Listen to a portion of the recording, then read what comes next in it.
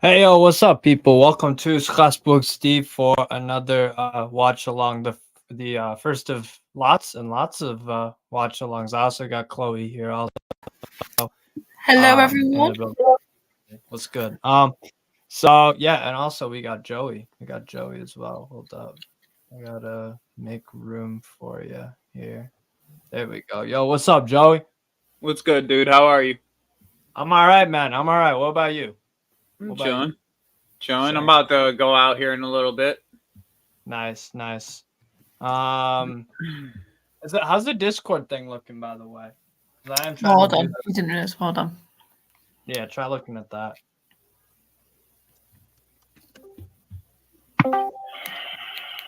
Yeah, it could be better, but it could be worse. It's watchable.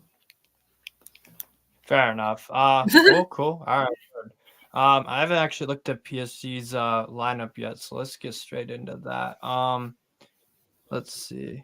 My computer would stop being slow. All right, here we go. Then I gotta pull it up here and share this tab instead. I'm about to get my ass kicked in FM right now. What's that? I'm playing City in FM, and I'm about to get my Oh, yeah, ass you're handed. fucked. Yeah, you're fucked. You stressed. Good luck. But yeah, here is the lineups for PSG Monaco. That's why we're here for another live stream like usual. So we'll go over PSG's lineup first. They're going with Gianluigi Donnarumma, obviously in goal, like they always do. Ashraf Hakimi, Milan Skriniar, Lucas Hernandez plays at center back, and Nordi Mukiele plays at left back. So that's interesting. A midfield three, they are resting for us. Fabian Ruiz in midfield with Manuel Ugarte and Vitinha. Midfield three, and they're playing Ousmane Dembele, Gonzalo Ramos, and Kylian Mbappe as the front three. So PSG on the bench have Asensio back for the first time in a while. He's had an injury. They have Asensio, Danilo Pereira, Lee Kangin, Randall Colomwani, Cher Undao, Carlos Soler, Bradley Barcola, Arnaud Tenas, and Levin Kurzawa as subs that Enrique. Is that the same Asensio that used to play for Real Madrid, or am I thinking of Yeah, someone else? yeah, same one. So yeah, decent lineup for PSG. I'd assume that they're resting. I think that when they play, we play them, they'll go with Colomwani instead of Gonzalo Ramos, and maybe Lee Kangin for what's it called? Maybe Lee Kangin for Vitinha or Ruiz, but Yeah, he's been playing a lot deeper with Lee King. yeah, exactly. So yeah, that's PSG's lineup. That's a good lineup. They're doing a little bit of rotation. They got an alright squad to work with. I mean, it sucks for them because what's his face got injured. Zaire Emery got injured for France during the international break. That's a big miss. So Yeah, he he's was the heart of that team right now.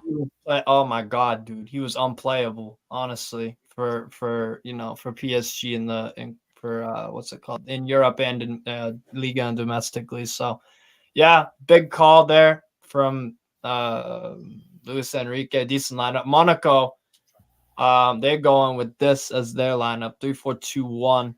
Philippe Kern in goal. He's been very good for them. Wilfred Singo, Maripan, and Magasa, who's a recent recruit from Amiens for about 2 million euros. He's pretty good. He could play left back or left center back in a 3 or a 4. So that's a very good recruit. He's like 17, 18 from Senegal. So he's making his debut. No, not. I don't think it's his debut quite yet. I think he might have played another game, but they did get to sign him outside of the window because they're having so many injuries at in defense at the left back spot. So you in France you have a one-time signing, like an emergency signing kind of thing outside the window. So Monaco decided to do that for Magasa. Vanderson, Mohamed Kamara, Denis Zakaria, and Ismail Jakobs is the midfield four with wingbacks of Jakobs and Vanderson, who's a really good player. Then a front three, pretty much of from left to right. Alexander Golovin, who's been in good form. Balogun gets the start, and Takumi Minamino. So Balogun gets to start over Ben Yedder, which is, that's impressive. But I didn't think what's it called? Balogun had the best of international breaks, to be honest, Joey. I'm happy he's starting, but No, he's been awful like the last 2 months, to be honest. yeah. So this is a big chance for him to. I'm up 2-1 against City right now in a you Champions League game. Nice, So nice. Up the Chelsea. I'm not playing with Chelsea. I'm playing with Montpellier. Montpellier. Third season with Montpellier. Nice. There you go. So yeah, Monaco on the bench of Radoslaw Majewski, Polish goalkeeper on the bench. Wissam Ben Yedder, Elliot Matazo, Kasum Ouattara, Magej Ekliush, Crepin Diatta, Christian Matsima, Edian Diop, and Malimin Efekele. So a bit of a weak bench for Adi Hooter. A lot of youngsters and unproven guys, but they still have some decent subs like Eden Diop, who's been highly raved about. Diatta is all right as well, and Ben Yedder. So, I mean, they have like three. It is a pretty weak bench, to be honest. Monaco have a lot of injuries right now, so that's kind of why their bench is a bit lacking. Let me look up their injuries again. It's like fucking big up Warrior. Big up Warrior J93. Absolutely, yeah. Monaco. Yeah. Monaco. What a Warrior! Nah, I didn't get scored on. Hey, I have Chloe. That was Chloe. This motherfucker literally. Oh my god! Finally, you're doing a PSG match. Yeah, definitely. Was always gonna do the PSG match because, bro, I'm watching Bayern right now on the side. I'm not impressed. Köln have had better chances, to be honest. What's new with Tuchel? It's fucking trash. Anyways, yeah. So Monaco injuries. They got Ben Seguir, Braylon Bolo, Chewan Rick, Myron Boadu, and Mohamed Salisu out, and Yusuf Fofana, who's been excellent for them this year, is also injured. So that's like a lot of the guys out of the 11. That's at least 3. So yeah, Monaco are in good form going into it. Relatively speaking, for me, the 0-0 draw at Le Havre was definitely disappointing for them, but Philippe Kuhn was amazing. They beat Brest 2-0, lost 2-1, 2-0 to Lille, beat Metz, and beat Rams away, and beat Marseille. So that's their last 5. And PSG have won. What's it called? They beat Rams 3-0, lost 2-1 to AC Milan, beat Montpellier 3-0, went away to Brest and won 3-2, beat Milan 3-0. I mean, they're a very strong home team, PSG. So I'll pick them to win today. And then we got them. So the only thing I can say is for Monaco is they've been defensively pretty good this year. So they'll at least have something, and they have Ben Yedder on the bench. They have a good enough 11 to like test what they're called. They have a good enough bench to test out Paris Saint-Germain, but I don't know if it's going to be quite enough. I'll probably go. They've been winning 3-0 a lot at home. Beat Dortmund 2-0. They're on a nice little home streak for wins, PSG. So I'm thinking they'll win it 2-0, possibly, but hopefully Balogun can get a goal or something. I don't know. We'll see. But I don't know, Joey, what did you think of the PSG and Monaco lineups? I haven't seen the Monaco one. There it is. Balogun starting. Golovin, Minamino, Zakaria, Kamara, Vanderson, Jacobs, Magasa, Maripan, Singo, and Kane. I recognise one player in that lineup, and we all know why and who. Man. Zakaria. Yeah. Oh, you man. recognize? No. That's a rough lineup, bro.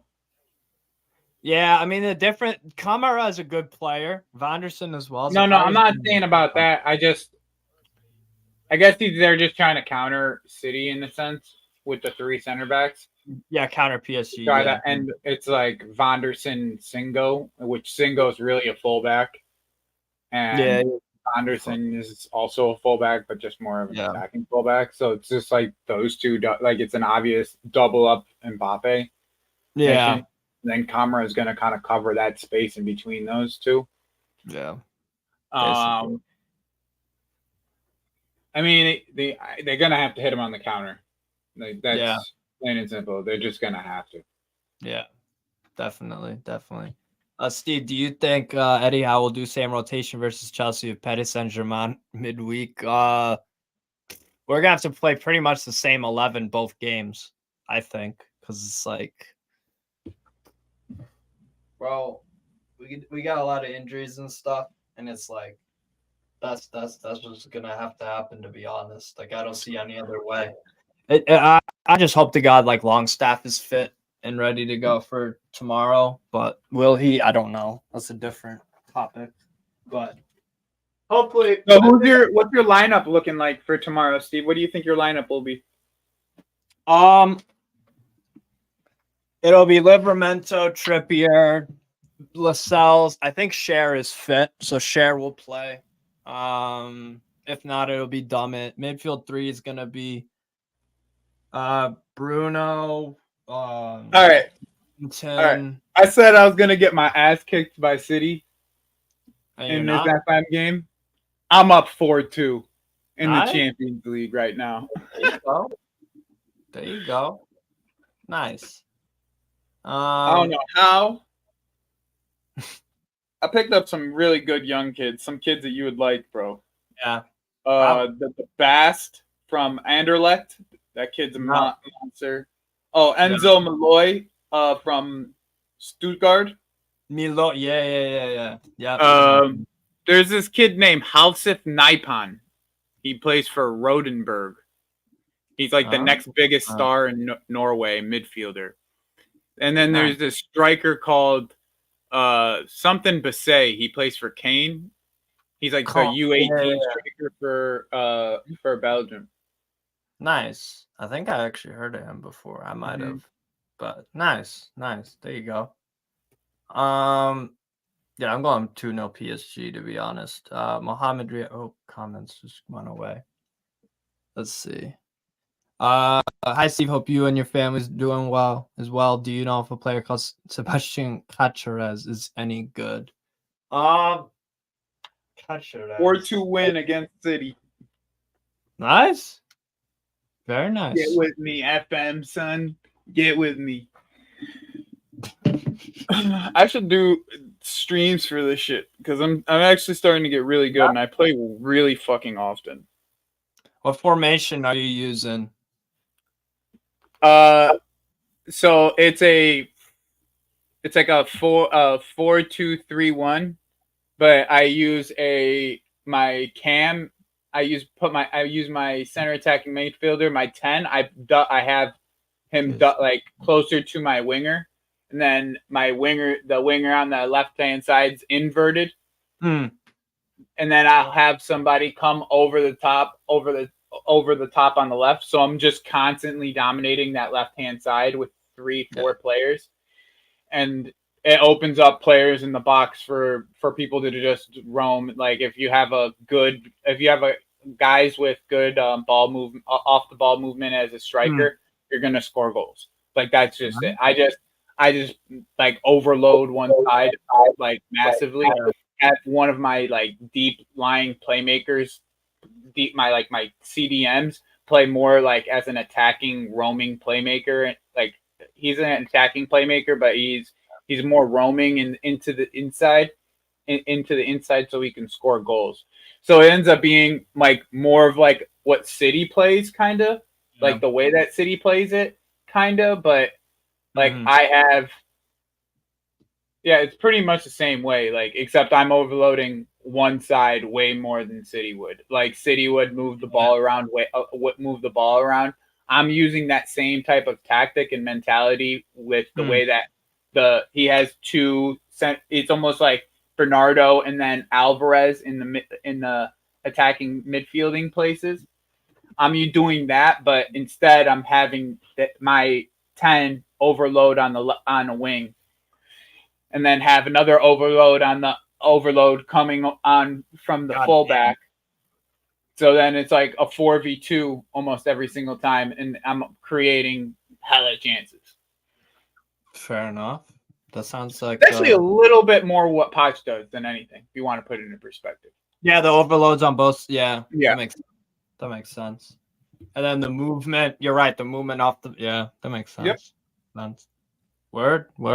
That Naipan guy is that guy me and Harold said you should watch. He still plays in the Elite Series. Yeah, he plays for Rosenborg, I think you said, right? Yeah, Rosenborg, that Naipan guy. I just signed him this year. I'm gonna start watching him because he's electric for me in Football Manager. Electric. Fairs. Oh, what's your guys' opinion of Ousmane Dembele?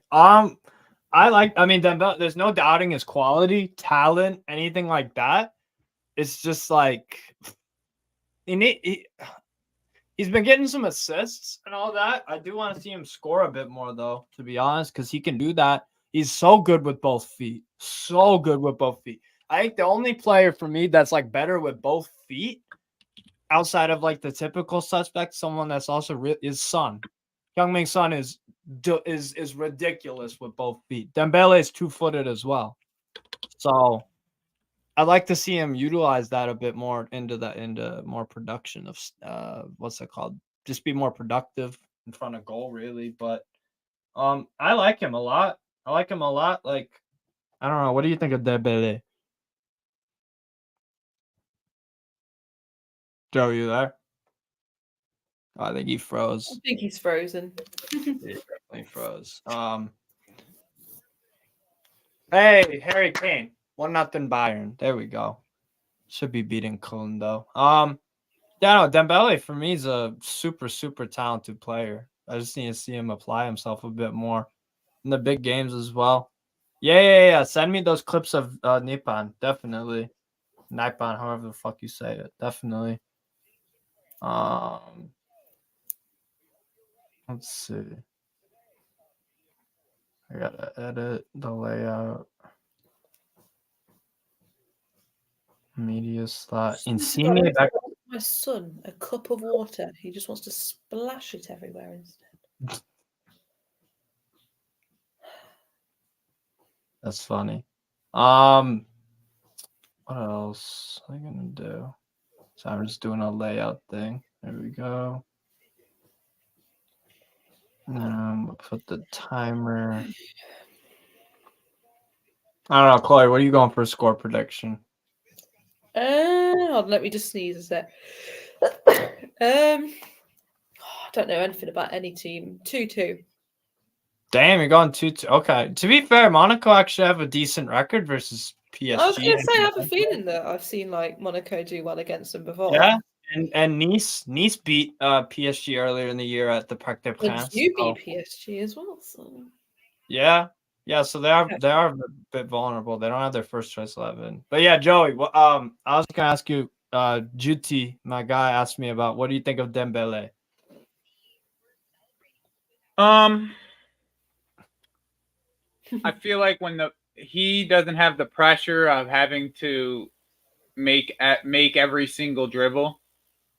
Yeah. And he's not like you're not putting like the offense on top of his back, then he ends up being a better player.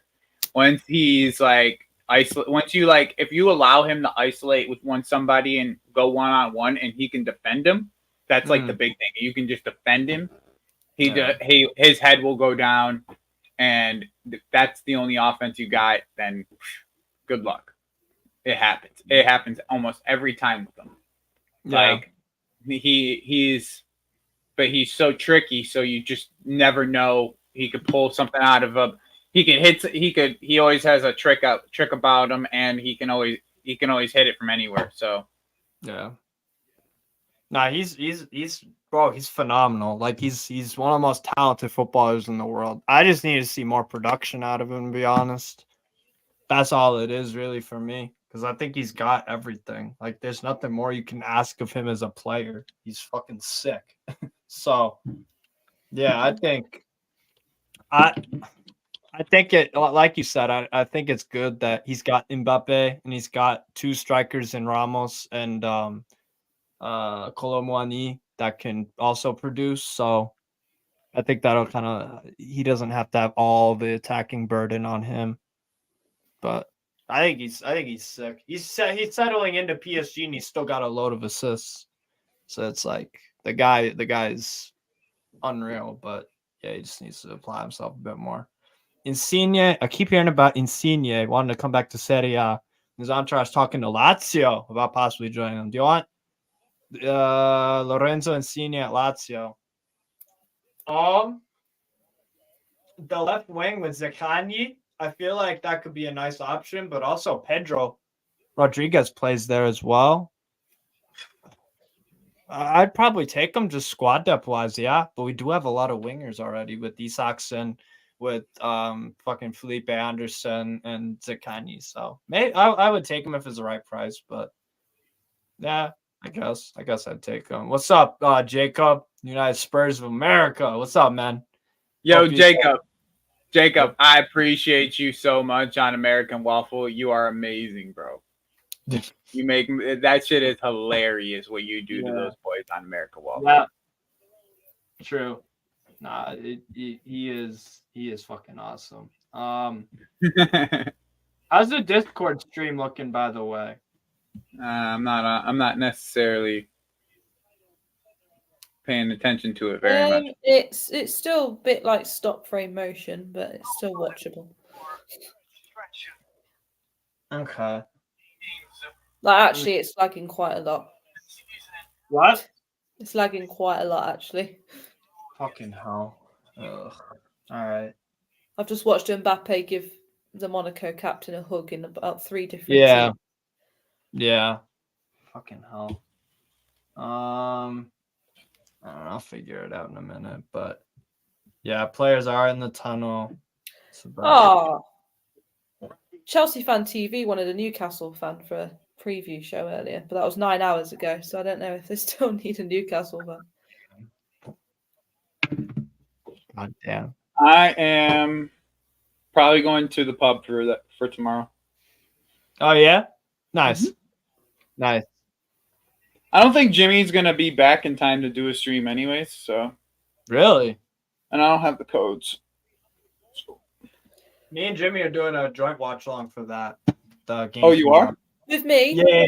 With me. Oh, you guys are doing that? I was not aware of that. I thought he was still out of town for that. Anthony, it's like 3 minutes away. 3 minutes away. Players are out right now and all that. Why doesn't that thing work, man? I got these guys training well. Steve, I'm so surprised you haven't got into FM at all. I don't have time. I'm watching football all the time. That's what it is. Bro, that don't mean that you could be doing both. You got 5 manager once and gave up. Don't think I even got to a game. I just couldn't get my head around it. It's a lot. Joey, how do you change the quality of, like, I see the yellow exclamation point. How do I actually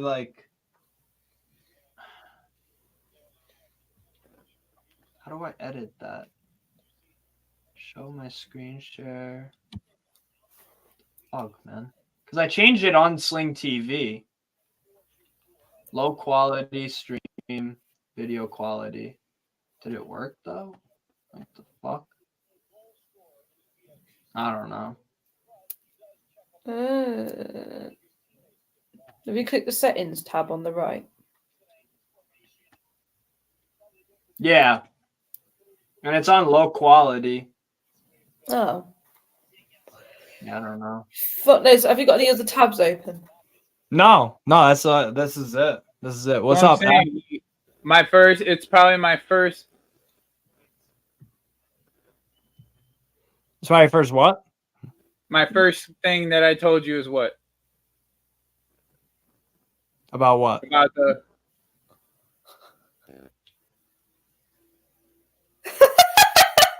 Bro's real life lagging right now. 1 second.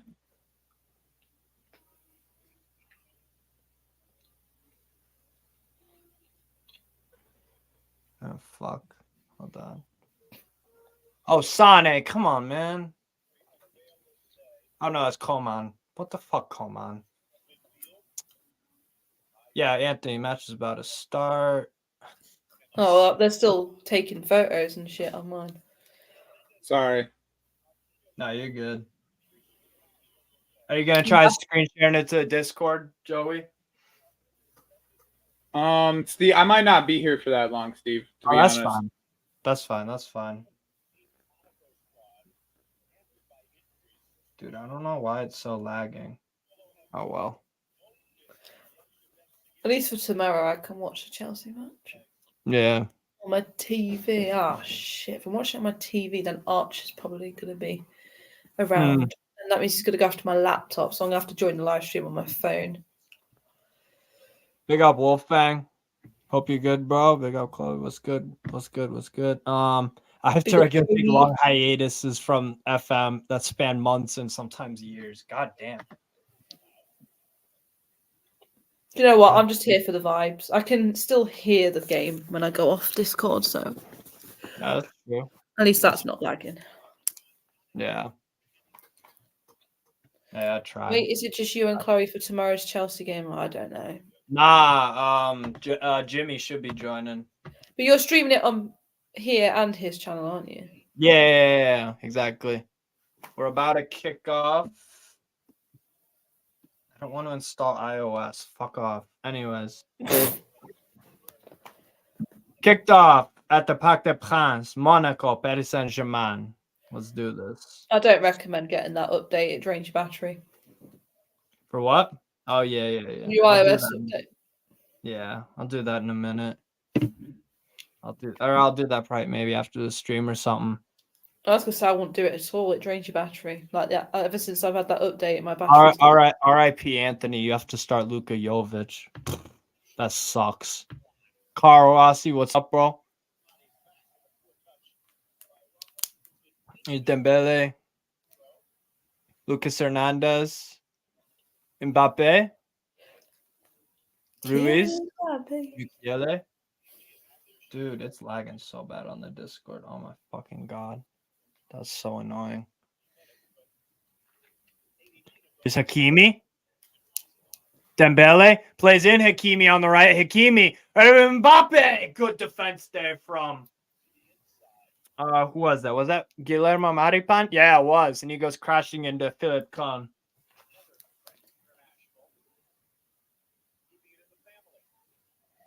Very good defense there from Maripan. Dembele, what a good ball that was to find. Hakimi. Jakobs there a bit too adventurous. Hakimi found some space. Monaco trying to play out. Keeps it in. Balogun trying to chase down. Oh, Joey dipped. Yeah, Warriors dipping as well. He said he'll be back for the. Hey, peace out. Peace out, Warrior. Thanks for tuning in. 13 people watching, by the way. Make sure you hit the like, subscribe, all that good shit. Appreciate it. Anthony, bro, I would play Camarda. I would play Camarda 100% over Jovic. Because Jovic, there's nothing that he's going to bring. He's not the future of AC Milan. Camarda, that 15-year-old kid, y'all have been raving about him in the WhatsApp chat. So I would say, why not give him a chance? How do you set up a poll in the chat? Oh, you have to do that on YouTube. Oh, I was going to set up a poll going like for Chelsea, like for Newcastle. I want to see. Yeah, we'll pull that. We'll pull that tomorrow, defo. Philip Kern, Maripan, Kern back to Magasa. Yeah, Magasa is freaking 20 years old, 6'2". Yeah. What's up, Mass Channel? Hope you're good, bro. My Bristol Rovers fan. What's good? That would be a PSG throw-in. I thought you just said that would be a penis throwing. I was like, what?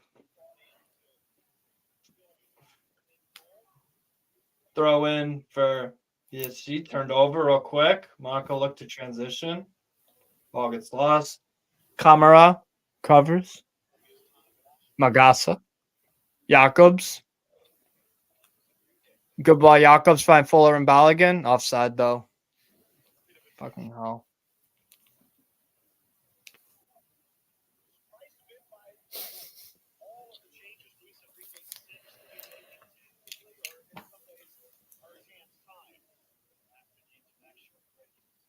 Dembele, good strength there to kind of shake off. Very nice, Dembele. Dembele trying to play Mbappe into some space. Dembele, nice defense there from Singo. We can hear your game really well, by the way.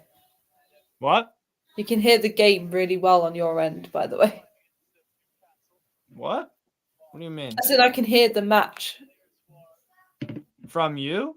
From on your end, yeah, I can hear it. That's what I'm saying. You need to turn it down, otherwise. Is that from? Are you on the Discord? No. I've muted it anyway. How the hell can you hear it? No, it's gone now. Oh, okay. Yeah, I don't know what that was. This kid Camarda scored 500 goals in his academy career. Jesus Christ, for the AC Milan youth team. 500 fucking goals. Oh my god. He's fucking 15. Yeah, give him a chance. He might be really good. You'll never know if you don't try. Like I said, Luka Jovic's ass. So give Camarda a chance. Why not? Let's see. Skriniar, Dembele, good touch. Turned over though. Oh yeah, he didn't start the clock. Hakimi. Oh fuck. Okay, well there's no point now. Fucking hell. Whatever. I'll just do it at halftime. I always fucking forget. Whatever. Can't you not start it from a certain time? No. Oh. Nice ball. Try it. Play in Mukiele. Overlap here. Mukiele, Vitinha. Back to Vitinha. Mukiele, quick pass in here. Mbappe. Very nice quick passing sequence. Mukiele does a nice overlap. Mukiele. Gonzalo Ramos shot. Easy save for Philippe Gunn. Very nice combination play there on the left. I forgot to start the clock. That didn't start the clock. Thanks, Steve. Kids are crying now. Yeah, Archer's crying. Philippe. Oh, Kun, good pass. Singo. Wilfred Singo. Monaco gets some bodies in attack. Switches over to the left. Here's Alexander Golovin. Heavy touch. Gets cleared. Monaco have a little bit of possession. Your camera. Maripan. Zakaria. Good switch. Over to the right. Vonderson. Nice ball. Very nice. Maybe. Oh, shot just wide. Mm-hmm.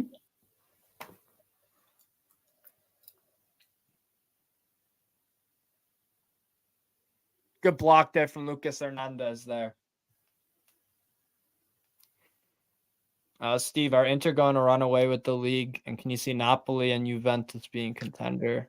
No, I think Inter are going to win the league. Juve will probably get fourth because I think they're going to drop off. But they'll probably be in Champions League next year. Napoli could get in there. I think they will be in there. I don't see Lazio or Roma or anyone else really getting in there. But yeah, Inter I think will probably win the Scudetto. But I would be fine with getting Kamardov 20-25 minutes in his first appearance to see what he could do. Yeah, that'd be interesting. Turned over.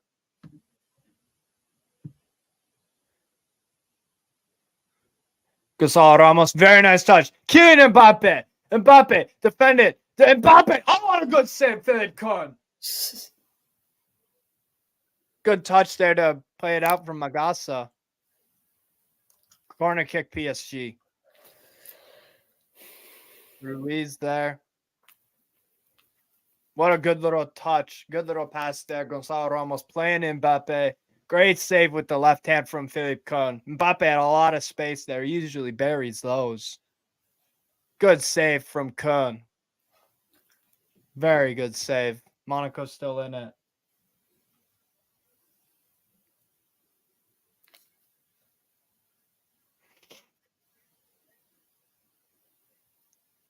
It's going to be a goal kick action, not a corner.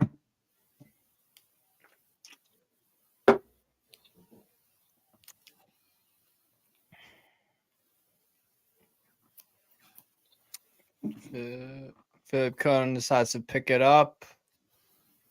Kill some time here. Harry Kane scored for Bayern. That was the goal scorer, Matt. Surprise, surprise.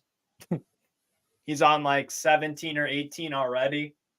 He's gonna get probably 40 in the Bundesliga. Just smash that goal record that Lewandowski had a few years ago. Balogun now. Balogun drifting off to a bit. Golovin. He plays in. Jakobs, good ball. Headed up by Lucas Hernandez. A very good touch there from Zakaria. Camara. Switches over to the right. Minamino. Mukiele doing some great defensive work via PSG throw-in. 10 minutes in. I'm going to dip and sort out Archer, but I'll be back for the No worries. Steve and Chloe show. No worries. Peace. Take care, Chloe. Bye. Bye. Take care. Chloe. All right, now I can go back. I can go to a single format. That's so annoying. I forgot the stopwatch. I'll have it for the second 45. But yeah, of course I fucking forgot. Alaves 1-0 over Granada. Alaves done very good start to the game. Who's that? It's that kid that was missing sitters versus Barca, the one on loan from Atletico Madrid. And then there was one. Yep. Steve, will Lazio and Roma eventually get new stadiums, or is the government still doing bozo things? Cornering from Golovin. Effing, I don't want a good save. Donnarumma. Donnarumma, the fantastic save. Oh my gosh. Magasa had a chance. Open header. What a good save. Magasa completely unmarked. That's Skriniar's man. And he just stood there watching. And Donnarumma with the tip up. Wow. With his hand. Very good save. Monaco have a second corner. Unreal save from Donnarumma. Beautiful cross from Golovin. Short corner played in. Alexander Golovin. Golovin. Cross in. Headed out. Yeah, it is going to be tough. Juti. Definitely. Minamino now with the ball. PSG fans are not very impressed.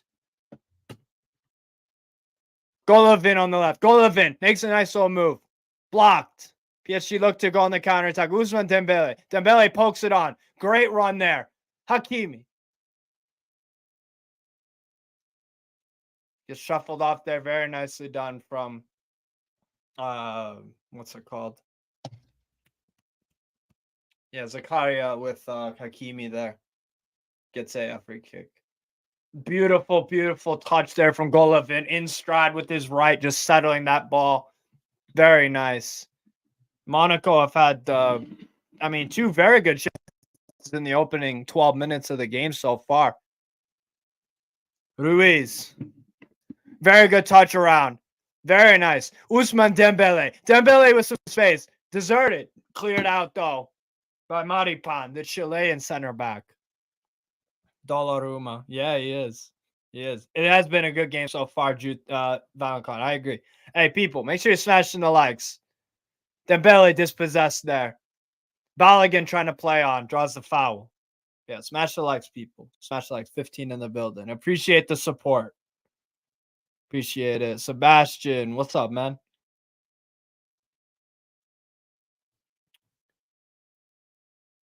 Dembele is a fucking nightmare to contain. Oh, my God. Maripan's played good so far. He's had a one or two good interventions. A good game so far. Pretty back and forth. Both teams looking to score. Philip Cohn receiving the ball. Magasa. Ismail Jakobs. Trying to play in a long ball. Balogun drifting off to the left as he has done the whole game. Links up. Oh, Golovin, good ball. Balogun on the left. Balogun. Save! No. It's 1-0 to Monaco! But it's offside! It's offside! Oh, that's a fucking shame for Monaco. Donnarumma came up big there with that save on Balogun. Balogun did really nice. A lot of ball watching for the PSG defense. Skriniar watched it. No, he's onside. Van der Sar is onside there. There's a shot from Balogun. Donnarumma saved it.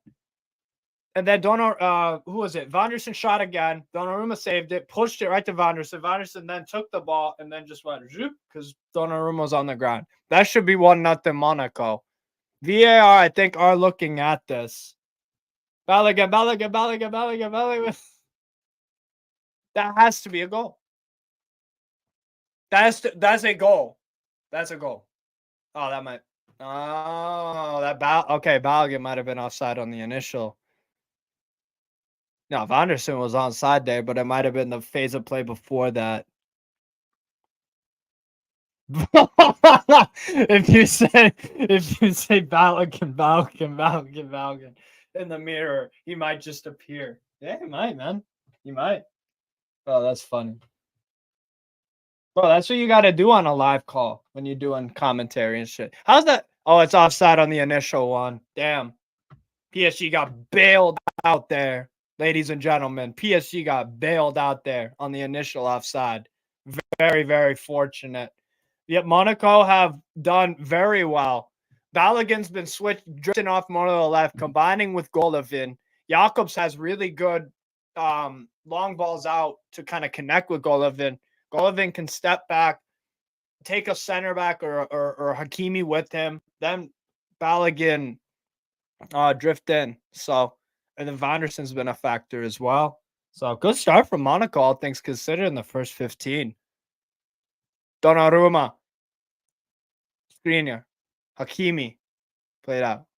A very bad turnover there from Hakimi. Not very bad, but kind of just silly. Jakobs. Jakobs gives it right to Dembele. That's a terrible idea. Gets dispossessed, though. Zakaria. Maripan. Magasa. Camara. For the Magasa, I believe. Good start to this game, ladies and gentlemen. Very good start to this game. Kamara. Minamino dropping back a little bit. Singo. Wilfred Singo. Vanderson. Singo. Monaco possessing a little bit here. Adi Huter's boys. Stuck in a 0-0 game so far. No. Wolfgang. They got a good team. They got a good team, man. All cops are bastards from the Köln Ultras. Yeah, man. The Wild Horde. That's what Köln's Ultras group are called. They're crazy as fuck. Vitinha gets dispossessed there. Singo clears it out. Not all the way, though. Michele. Skriniar. Hakimi, beautiful, nice little dink. Ousmane Dembele. Plays in Hakimi. Wide open. Hakimi. Save from Philippe Koen. Tries to play it in. Cleared out again. Vanderson there. PSG looking to see what they can do here. Kylian Mbappe. Vitinha. Nori Michele. Michele venturing a little bit. Golovin kicks out. Okay. Yeah, ultras are nut jobs, bro. Absolutely. Wow, that was crazy there from Hakimi getting all that space. Kylian Mbappe crosses in. Cleared. Half-heartedly, though. Michele. Dembele. Shot. Easy. Oh, it's a terrible goalkeeping. Is that offside, though? 1-0 PSG. Yeah, Gonzalo Ramos. Right place, right time. Continues his run into that. And it's Ramos. Goal. Paris Saint-Germain. 1-0. Bad goalkeeper. That's very uncharacteristic of Philippe Koen. Very uncharacteristic. That's a sloppy goal to give up. Right place, right time, though. That's classic. Gonzalo Ramos. Johnny on the spot. 1-0. Paris Saint-Germain. There's a shot in. There's a daisy cutter, really. Philippe Koen spilled it. Right place, right time for Gonzalo Ramos just to tap that in. Yeah, bad goalkeeping. And he steps in with his left foot and hits it in stride right in front of Philippe Koen. That's poor. That's poor goalkeeping. I don't know how. Just butterfingers on that, really. Butterfingers. You enjoyed watching Minamino this season at Monaco, or is it the same Minamino from Liverpool? I was impressed how he started the season, but recently. Yeah. I think Minamino's been in pretty good form. Recently it's been a bit of a drop off, but yeah, he's been doing good for Monaco, generally speaking. I would say so. Definitely. He's earned that spot over Maripan. So yeah, 1-0 Paris Saint-Germain over Monaco. Ramos with the goal. Mukiele will take the throw in here.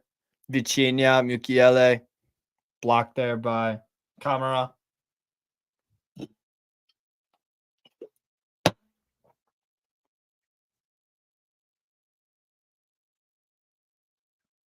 Mukiele gonna throw it into some space for Hakimi. Dembele and Hakimi are starting to form a really nice partnership. Nice little untouched football here. Mukiele. Ugarte. Dembele. Nice little switch over. Hakimi blocked by Magasa. Balogun trying to put in some defensive work. Dembele. Oh my God, Dembele. Terrifying burst of pace there. What a decent cross in. Cleared out though. Mukiele trying to play in. Gonzalo Ramos. Mukiele. Nothing there. Monaco cannot get out of their own half right now. PSG onslaught at the moment. Oh my God. Maripan. Good. Oh, very nice feet here from Zakaria. Very nice. Plays in Balogun. Zakaria. Oh, good move. Golovin. Balogun. Minamino. Balogun on the overlap. Balogun trying to play back Minamino. Defensively great from Hakimi there to recover. Monaco got there real quick. They can hit on the counter with quite good effect. The one touch.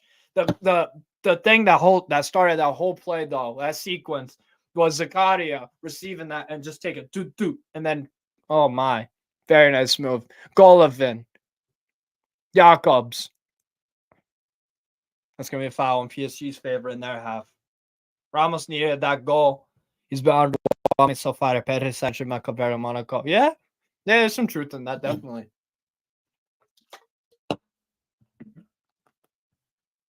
Definitely would agree with that.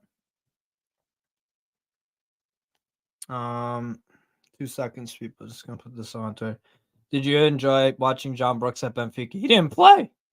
He played maybe a cup game or two. He didn't never fucking play. Oh, bad turn over there. Donnarumma, Caruccio, mistake gets 1-1. Monaco, Minamino, Japan. Oh, yes. But what a horrid mistake, too. Horrible mistakes from both goalkeepers. It's all equal. 1-1 to Parc des Princes. That's some awful, awful playing out from the back. Donnarumma there with some pressure from Balogun. He took so long to clear that. And Minamino picked it up. Left foot. What is Donnarumma doing? He has zero awareness. The fact that Balogun is putting heavy pressure on him. And then the save, he should have done better as well. Wow. That's shambolic from Donnarumma. Absolutely terrible goalkeeping. Juti, what the fuck was that, bro? What was that? Bro? God damn. What an awful mistake.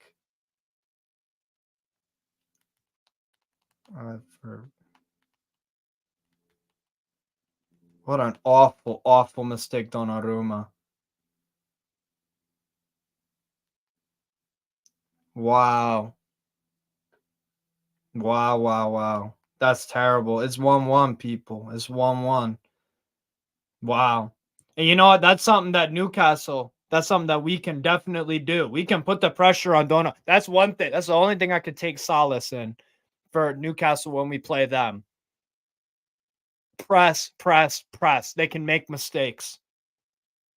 Yeah, Donnarumma. That's not the first time. He's done that.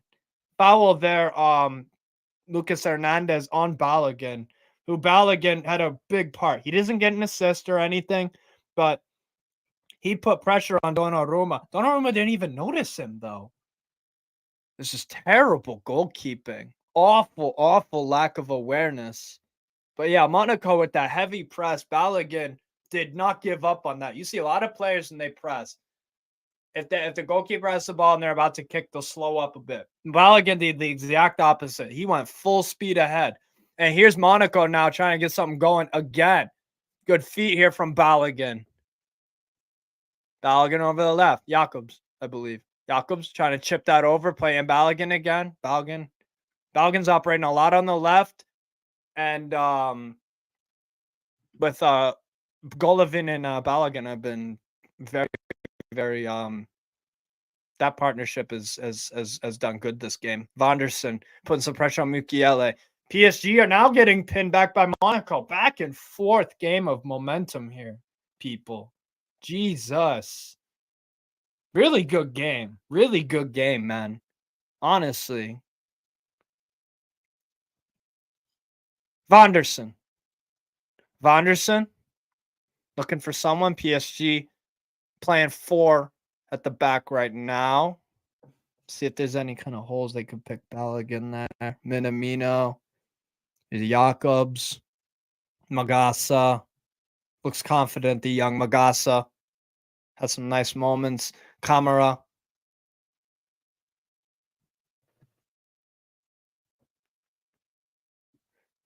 Not a great... the switch was the right idea, but the execution poor. Going to be a Paris Saint-Germain throw-in.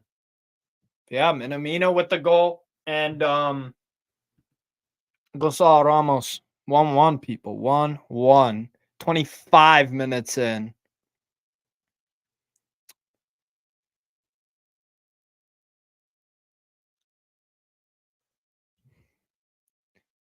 Try that heavy one touch from way too deep of a position, I'd say. They need to connect a bit closer.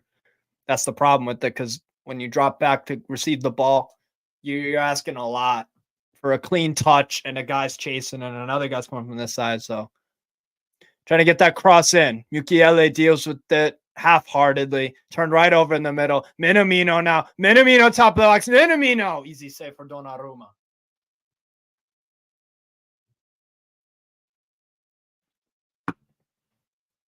Tell you what, man.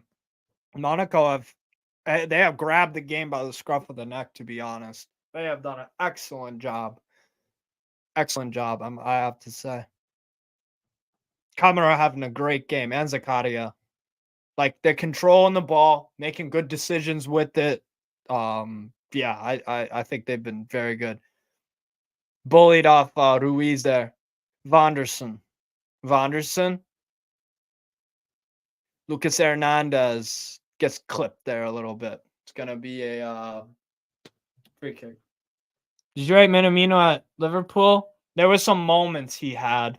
Some okay games in the cup or whatever in the early rounds. And not really, no. I think he's a good player. Minamino. But, yeah, not quite Liverpool quality for me. Not a backup to Salah. Which is fine. He's a good player, but yeah. Not quite it for Liverpool, but he's done good for Monaco, I would say. Vitinha finding some space here. Vitinha trying to play in Mbappe, who's kind of left central. Mbappe trying to cross, a little dink. Too much on it, though. It'll be a goal kick for Philippe Kuhn. Damn, thought Don got rid of his bozo. No, Donnarumma's not gotten rid of his bozo tendency. No, not at all. Philippe Kuhn. Press here from Paris Saint-Germain.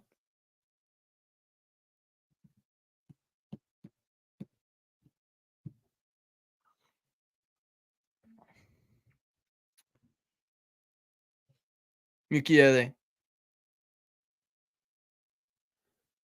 Vitinha. How do you reckon Ben Yedder would do in the Prem, like in Liverpool system? If you could do a job, Ben Yedder. Balogun could be honestly, man. Balogun could work, could do something in Liverpool's system. But yeah, I think Ben Yedder just grabs goals regardless of where he is. Toulouse, Sevilla, Monaco. He'll bag goals, and they played a bunch of different systems. Sevilla, Monaco, and Toulouse. So he's just a bagsman. Bagsman, man. Really like Ben Yedder. Got a nice burst of pace on the break as well. Like that could suit a Liverpool possibly. Navas or Donnarumma? I mean, all time it's Navas. Donnarumma is not done what Navas has done. And I would, yeah, Navas. Mukiele. Lucas Hernandez. Hernandez. Looking for someone to kind of play in. Chooses Mukiele on the left. Great physicality here. Great physicality here from Singo, harassing Mbappe. Fouls him. But yeah, Balogun's pace, the movement as well from Balogun. He's got good movement, man. Yeah, I like Balogun a lot, man. I really do. Balogun's a versatile forward, so he could be a fit for Liverpool. Yeah. Yeah. Mbappe. Vitinha. Ugarte.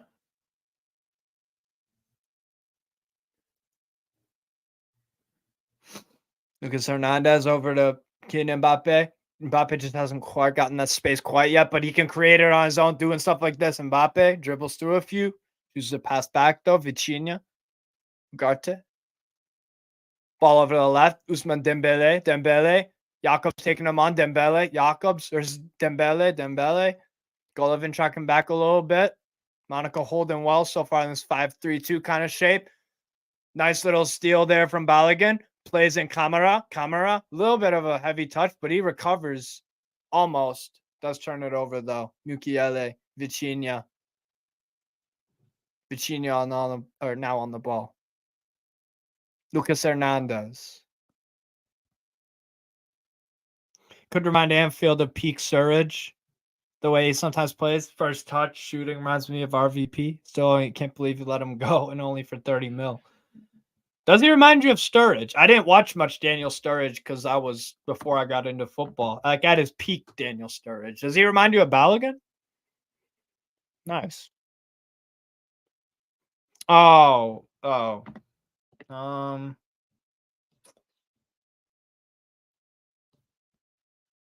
Yeah, Navas is injured, but no, I mean, I don't know, man. I guess you could still go with Navas. Navas is still at Saint-Germain, lucky. He's just injured right now. Yeah, PSG injuries. They got Sergio Rico, Marquinhos, Zaire Emery, Nuno Mensch, Presno Kimpembe, and Keylor Navas. So, good kid Dembele on the ball now, poking out to Hakimi. Oh, very nice work. Could be some space here for PSG to exploit. Donnarumma. Oh, what a good save, Mbappe. What a good save there. What a good save. The ball squirts out, though. Mbappe. Some chaos in the box. Cleared out Monaco, though. Very good strength there. Ugarte turned over, though, and it's still PSG. Crazy sequence here. Vitinha. Oh, great work there from Singo. Singo trying to do something. Turns it over. Monaco throwing. Oh, my God.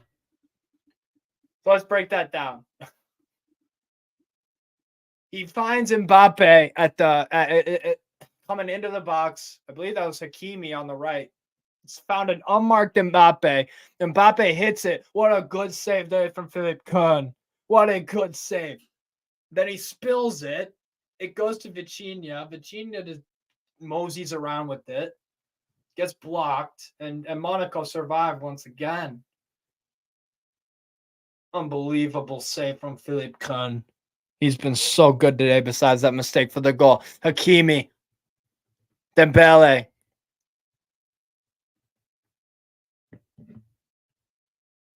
Ruiz. Good work there. Ugarte trying to play in Dembele. Dembele, nice cutback. Kylian Mbappe. Shot. Nothing there. Cleared out. by Monaco. It'll be a throw-in for Paris Saint-Germain in Monaco's half. Monaco losing a bit of control of the game, but they've shown that they can have those good spells. Wow, so especially when Balogun takes those first time volleys, I get such RVP vibes. I would say he reminded Anfield with his pace and first time volley finishing. Yeah. Balogun could be a good player for Liverpool. That's not a bad shot. Yeah, he moves enough, technically good enough, even though that's not a huge point of emphasis. But he knows where the goal is, and he's got the instincts, movement, chemistry kind of thing. Yeah, he's a good player, Balogun. Really like him. My favorite football jersey, 80s, 90s, 2000s, or 2010s. Probably the 90s. It's got to be the 90s, bro. Got to be the 90s for me. You have the best Newcastle shirts. The fucking the Lazio shirts were beautiful. The fucking PSG shirts were really nice in the 90s. Monaco's were as well. Everyone had sick shirts in the 90s. Oh, Mbappe, what a burst of pace. Crossed in. Cleared in Maripan there. Golovin trying to track him down. Lucas Hernandez. Skriniar. Hakimi. Dembele. Hakimi and Dembele. What a good partnership. Nice touch. You drag it back. Dembele switches over completely. Mukiele, quick fire, quick passing. Mukiele gets that overlap really nice. Mukiele cross in. Nothing there. Headed out. Golovin trying to win it there. Minamino with the open header trying to get something, but nothing there. PSG pressing more and more forward. Dembele. Cross in. Blocked. Be a PSG throw-in. Monaco are hanging in there somehow. They're hanging in. That's all they need to do.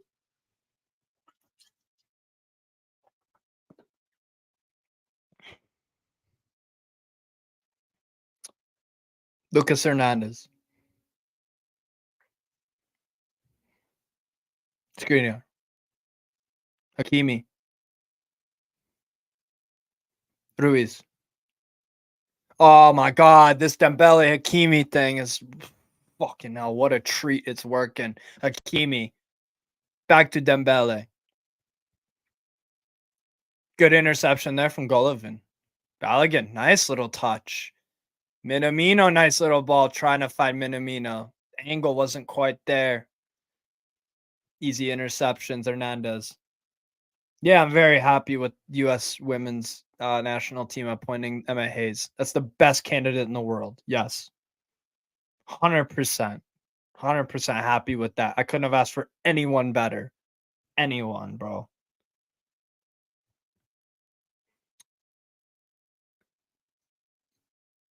Lucas Hernandez. Mukiele for Vitinha. Back to Mukiele. Lucas Hernandez. Hakimi. Dembele. They have been running that a lot today. Dembele is sensational. Dembele tries to undress one of his defenders. Does it. Cross in. Block. Oop. Penalty. Yeah, that's a penalty. Yeah. That's a penalty all day. That's a pen. The AR is going to have a look.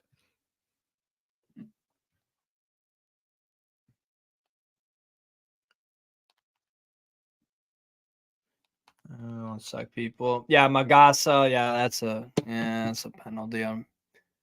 Yeah, he doesn't get any on the ball. He tried to clear the ball. Anticipation was poor. Yeah, that's a pen. That's a pen. Yeah, Juti. I said it before it started, bro. This guy is a super footballer, bro. Dembele's been awesome today. Awesome today. But yeah, Mbappe about to take a pen. Bonjour, Soccer Steve. What's up, Andy?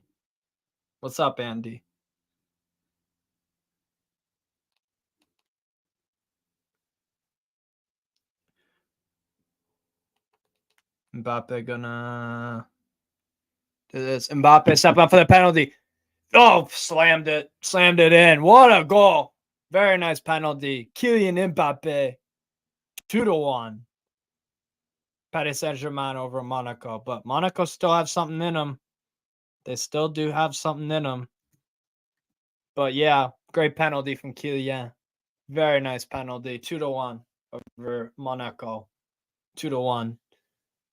He is so good on penalties. My word. Yeah, Philippe Kuhn had no chance. Top shelf to the left.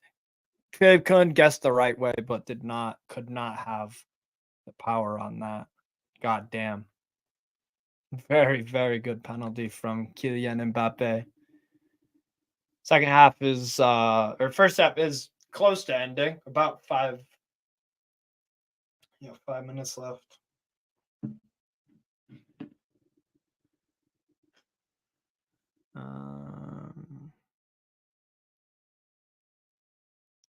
Yeah, 2-1 Paris Saint-Germain. Whoop, turnover there.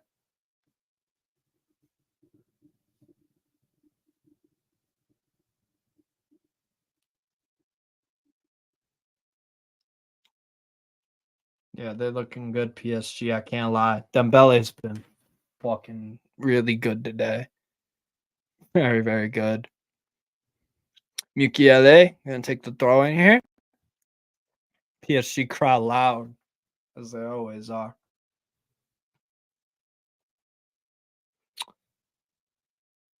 PSG, ale. Oh,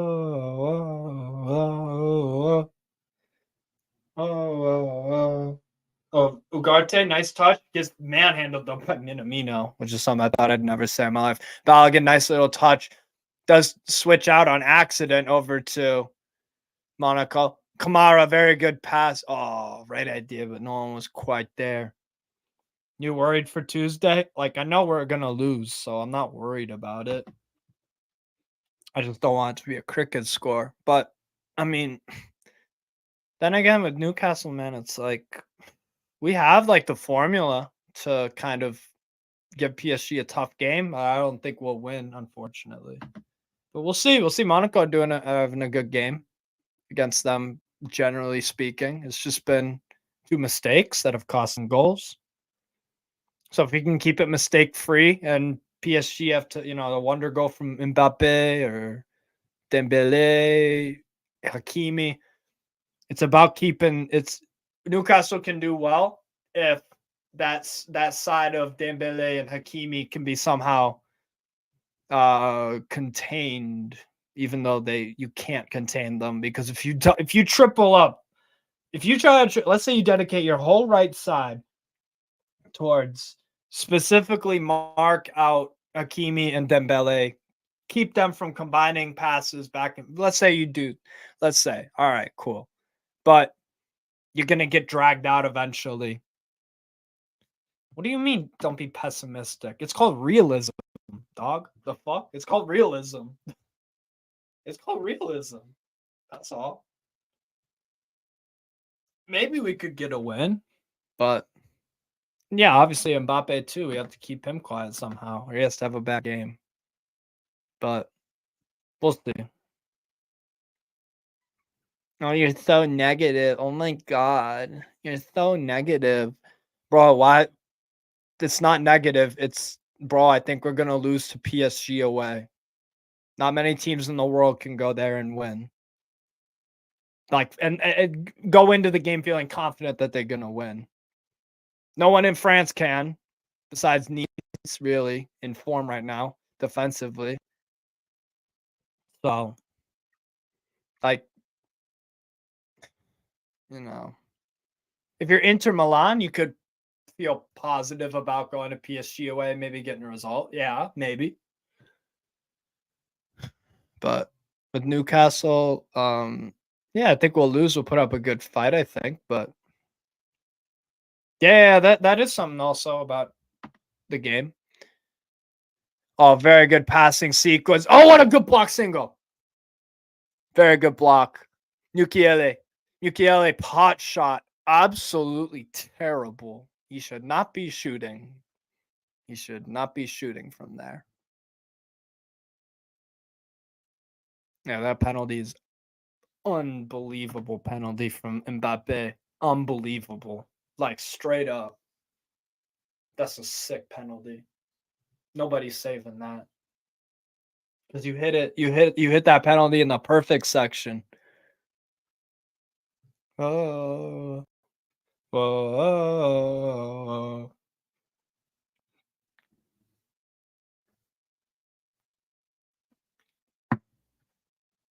I feel like Kane will end on 40. He'll end on 40 goals, not 50.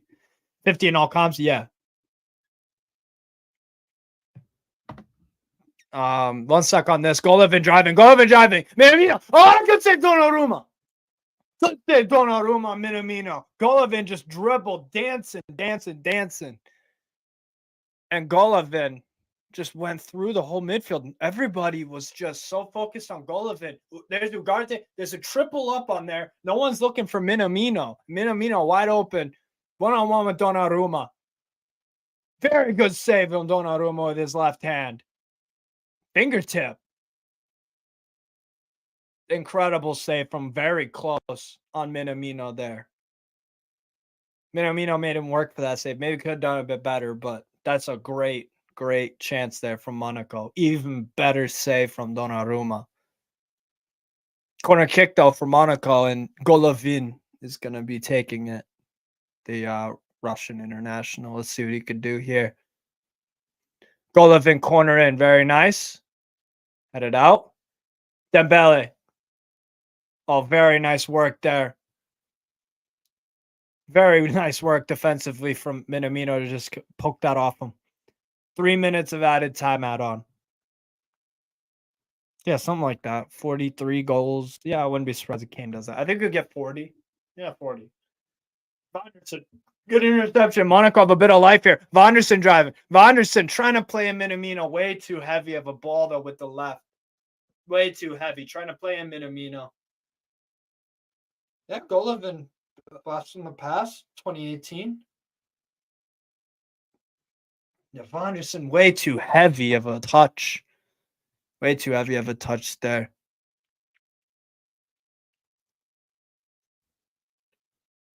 Donnarumma's going to take the goal kick. Bouncing it a little bit. Dembele might be down, though. Or sorry, he is down. He might be injured. That's what I meant. That could be big for Paris Saint-Germain. That would suck for them, yo. That would suck. Yeah, Vanderson, very nice just to head that out.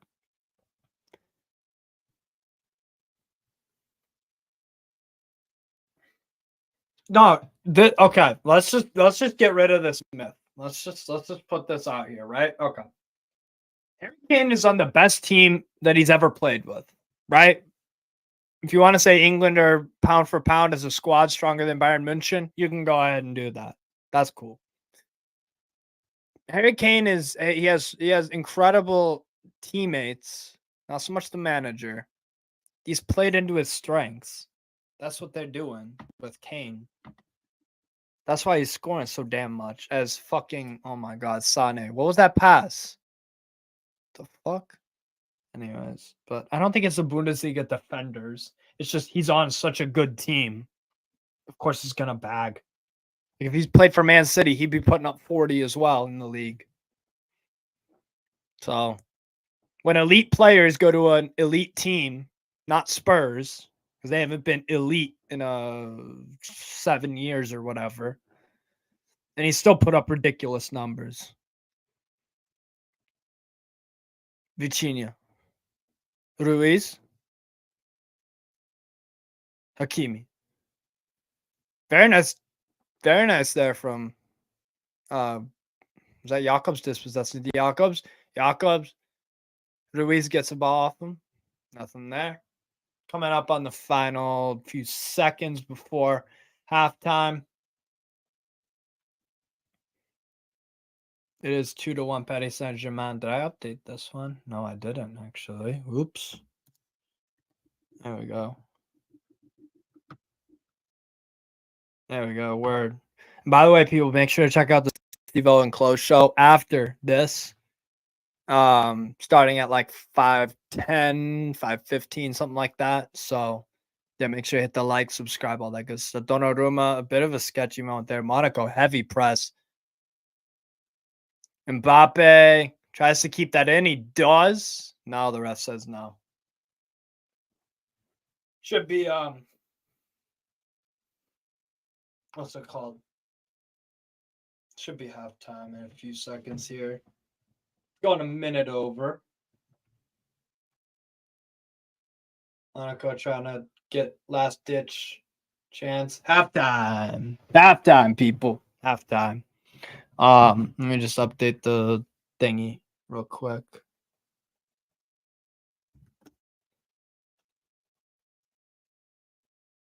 Why is Mbappe chatting with the fourth official? What's there to chat about, bro? What is there to chat about, bro? I don't get it. But whatever. Yeah, so 2-1 halftime, people, at the Parc des Princes. Yeah, very good game, to be honest. Monaco had some good chances. Donnarumma made the big save on Minamino there. I mean, yeah, it's been a great game. Great game. Great game, to be honest. Bro, it was like when commentators were boasting about how great the Prem is after the 4-4 draw. Then people on Twitter put up results around Europe that has similar goals to show. Exactly. Like Celta Vigo and Athletic Club Bilbao, they had a fucking 4-3 game. That was a phenomenal game on the 2 days before that Chelsea Man City game. Yeah, the Premier League is great in its own right, but it's not the best league in the world, like factually or anything. It's a good league, but it's like, no, it doesn't separate between the others, I don't think. Like La Liga for me has been, I think, the most enjoyable league this year. But that's just me. La Liga has been amazing. Like top to bottom, the relegation games, the games, the El Clasico was phenomenal. The Madrid derby was good. It's like, yeah, the top games delivering. So, but yeah, leagues also have scoring games. When it's the Prem, it's how great it is. It's a value defenders. Yeah, exactly, man. Exactly. We're ignoring the fact that like Sheffield United are a fucking EPL team and they suck or whatever. But I got on Andy also. Oh wait, there we go. What's up, Andy? How you doing? Are you watching? I've just put it on. I forgot it was on. Yeah. I've missed the penalty, like, because I had to go and check on the little one. So, how you doing? Good. I'm doing all right, man. I'm doing all right. How's the game been? Really good game, actually. Back and forth. Both teams have had like Monaco have hit on the break really well, and then had some good possession, kind of moving it around. The big thing that I'm taking away from this is this guy, Dembele. Dembele's been probably man of the match. Seen in the comments earlier, everyone was saying he's been playing well. I always said on his day he's unplayable, like. Yeah, and then the problem is he can combine with Hakimi. They can stretch. They can stretch the pitch over a short distance. They can. Honestly, mate, I'm setting the dog food to get a drink. Sorry. Yeah, you're good. Now the thing that makes them two so hard is, number one, you have to dedicate 3 guys to play in Dembele and Hakimi, because you have to double up on one of them, because they're just that. It's the pace of Hakimi. Dembele has it too. Dembele can do in tight spaces. He can do 1-2 dink and then somehow get past. They stretch the pitch over short amounts. They can combine with 1-2s. It's basically like doo-doo. And then one of them just finds all this open fucking space. So even if you triple up, it's hard. It's being able to cover space quick on the person next to you, mate. It's not rocket science. It's just pure science. If you kind of catch somebody, you kind of catch them. It's as simple that all they've got to do is time it right and they're gone. And then when Dembele is in the final third, you don't know what he's going to do in the box because he's box tricks. So I remember a period when I think England played France, a good few years ago now, and he ripped when you won. Yeah. So would you for the game when we play PSG, would you, depending on, God forbid, both of them are fit, Livramento and Trippier, who would you play left side? Well, the problem we've got was we haven't got much option, have we? Yeah. Well, Trippier can play left back, and so can Livramento. I think I'd probably go with Livramento simply for being able to get back up and down, because there's one problem that you've got when you've got someone that's so good going forward on that side. If you get left one-on-one with them, they're going to do you. So for me, yes, you can position yourself and try and defend, but what you also want to do is pin them back so they have a problem. Dembele has to think about what's going the other way rather than what he's good at. If you can have him thinking of that, then you kind of you null the effect of. There's always going to be moments in the game where he's going to have a run at you. It's minimizing the amount of times that he does it, because it's like sales, isn't it? The more people that you speak to, the more sales you get with. The more chances he gets going forward, the more chances he's going to get to score a goal or assist a goal. The problem that you've got then is you keep him quiet. You've got Mbappe on the other side, so and it's Hakimi on the overlap. Or you've got Hakimi on. So you're going to have whoever's playing on the right hand side and on the left hand side, and on the left side of midfield, they're going to have to get up and down, up and down. So we dealt with it quite well in the first game with Mbappe, but I don't think did Dembele play that game. I can't remember. Yeah, he did. Yeah, he did. I mean, we didn't see. We know we can do it. In the third minute, he had that chance. Remember where? Yes, he did. Volley, wasn't it? Volley. Wide left. Yeah, the half volley. Yeah, exactly. Yeah. We know we can do it, but it's different kettle of fish when they're at home and the crowd's going to be pushing them forward. So it's what do you do? Do you put another man in defence and try and narrow the box if they do get into the box, or 5-3-2 or something? That's what Monaco have been in possession, 3-5-2 pretty much. Balogun's dropping back, doing a ton of dirty work. He's been really good, Balogun, today. I think Arsenal's missed a trick letting him go. I'll be honest. My Arsenal buddy earlier said Balogun reminds him of who was it? Sturridge. Yeah, this. When Balogun takes some first-time volleys, RVP vibes, I'd say remind Anfield with his pace and first-time finishing. Yeah, I do like Balogun. Reminds me a little bit of Nelgar as well. Oh, like the just the runs. Yeah. He's always on the left shoulder. He's a good finisher. He's tall, athletic. I do get what he's saying with Sturridge, though, because as much as Sturridge was a bunch of jokes, he was on his day. That front three that Liverpool had, that was up there with some of the best top three front threes in the Premier League there's been. So problem with him was he couldn't stay fit. I remember Parliament used to know Jack Colback, who used to play for Newcastle, and he played against Daniel Sturridge when he was young, and he said he was the best young player he'd ever played against. Wow. So, yeah, Sturridge, just the injuries. That was the problem. It was never his ability or goal scoring. It's just the injuries, man. But yeah, I'm just watching the highlights now, showing you the goals there in the game. Ooh, what was Donnarumma doing there? That's the other thing I wanted to ask you about. We did it to him in the home game, and Monaco just did it. And again, it's Balogun pressing. Sometimes when players or when goalkeepers are on the ball, a player will press, and then he realizes, oh fuck, I'm gonna just slow down. He's gonna kick it out. Balogun heads up play. He kept running at Donnarumma, and Donnarumma took a really long time. He didn't pause to see what he was going to do, didn't he? Just run at him. Complete lack of awareness from Donnarumma. If you look at his eyes too, he doesn't even see. It's like he had tunnel vision. He didn't even see Balogun running at him, and he just did a casual pass. Minamino just, I think on the save too. He should have saved that. Good save there from a Monaco goalkeeper from Mbappe in the first half as well. Oh my god, he had two really good saves. Two very good saves. But who is that goalkeeper? Philipp Kuhn, German kid. It's 23 from Schalke Academy. They got him for peanuts.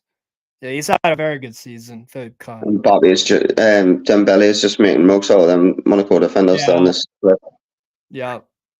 Ooh, yeah, definitely a penalty. Yeah. So what other games you've been watching? And I got FC Köln and Bayern. That's 1-0. 20 minutes left. I haven't really been. Harry Kane scored by any chance? Yeah, he did. I'm surprised. He's carries on like this, he's got to be nominated for the Ballon d'Or next year. Like, I'm sorry, like, it's that pains us to say it. I said it as soon as Bayern signed him. He'll win a Ballon d'Or before he leaves. Shows you. I mean, I've often thought Spurs, the way they played, were sometimes a better side without him. And I mean, it's a stupid thing to say at the same time. That's what it is. If you put an elite player in an elite team, he's gonna do even better. You put Letizia at Man United or whatever example you want to use. I'm not saying Letizia at Southampton is comparable with Kane at Spurs because they made Champions League finals and league race. No, I get the principle that you. Yeah, step up. It's the step up. If you take an elite player to an elite team from a decent team or an average one, yeah, he's gonna do even better. That it makes sense. If Letizia went to a top side, he'd be even, but he only stayed at Southampton. You look at the goals he scored for Southampton as well. If he single-handedly kept Southampton in the Premier League season after season. Yeah, for a few years. I watched a video on him the other day. Like the physique. Some of the goals he scored against Newcastle, mate, were just filthy. You know how you know what he did in his childhood, Letizia, for those kind of shots and like the control and the aim of the goals? Because the aim, the goals that Letizia scored that I've seen is like the aim. He puts it where it's. He practiced when he was a kid in Guernsey. He practiced with tennis balls. Yeah. Placement. Did it over and over and over. Because like if I try to do kick ups with a tennis ball, I'd probably manage 4 or something, mate. Sure. Look like an off 8-year-old cripple or something trying to do it. Yeah. He didn't do a lot of running though. I think the modern game wouldn't be massively suited to Letizia's game. He'd still adjust, but he was magic for Southampton, like. Yeah. And he got overlooked a lot for England. Yeah. So yeah, if you put him on a top team, he'd probably do really well. And Kane is doing really well for Bayern because he's in an elite team now. That's as simple as it is. Do you reckon he'll break Lewandowski's record in the Bundesliga? 40. He'll get 40 goals in the Bundesliga. Yeah. Do you think he got what's the record? 42 season? No, the record is Lewandowski did it a few years ago. It's like 38, 9, something like that. And Lewandowski has let's see, Harry Kane. Sure, he got 40. He's already got 11 played in the Bundesliga, 17. He's got 18 and 11 right now. 25 goal contributions in that period? 23. Yeah, because 5 assists. Best thing is that last season's top goal scorer had 17 goals in the Bundesliga. Yeah. Yeah, exactly. Mental. But I have got to say, Sané has been absolutely mint for them this season. He has been. Oh my God. Oh. And do you know what frustrates me more than anything in the world? Seen an old photo a few weeks back of Musiala and Jude Bellingham in the England youth side. Oh. Them two could be fighting it out for a Ballon d'Ors in like 5, 6, 7 years' time. And they both could have been in the England team. We had him, there's no question we win the Euros. Even with Southgate? I think, and even with Southgate, I think possibly. Lewandowski was 41. 41 and 30. 41. I mean, to put that into context, Sholami will be played for Newcastle for 12, 13 years, and I think in all competitions he got 70-something goals. He's 41 in a season. Eddie Nketiah has 37 goals in all competitions since 2017. 37. So, mental, you think of it. That's fucking crazy. Yeah. No, but I think with PSG, like you said, the mistakes, we can force that because of our press. Like Juti said, my boy from Paris, he said, Newcastle just need to apply the same relentless pressure in the first match. The only problem with that, though, is we have to be selective. We can't do that because we have the game against Chelsea. I mean, maybe we'll have enough juice in the tank. The injuries that's the problem in terms of the fitness thing. Keeping up that amount of pressure over 90 minutes when you're struggling with players burnout. At the end of the day, majority of that start on Saturday are probably going to start on Tuesday. Yeah. That's the problem. And then if you're 1-0 down and you need to change the game, what you got off the bench? We had to see probably. Yeah, he probably would. Or you play Harry Maguire in midfield ahead of him or something, probably.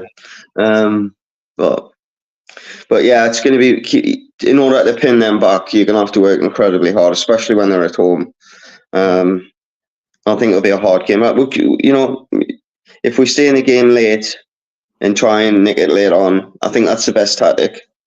Keep it tight, try and win it late on, because if you go ahead early, it's going to be a long night, I think. Yeah. So, oh yeah.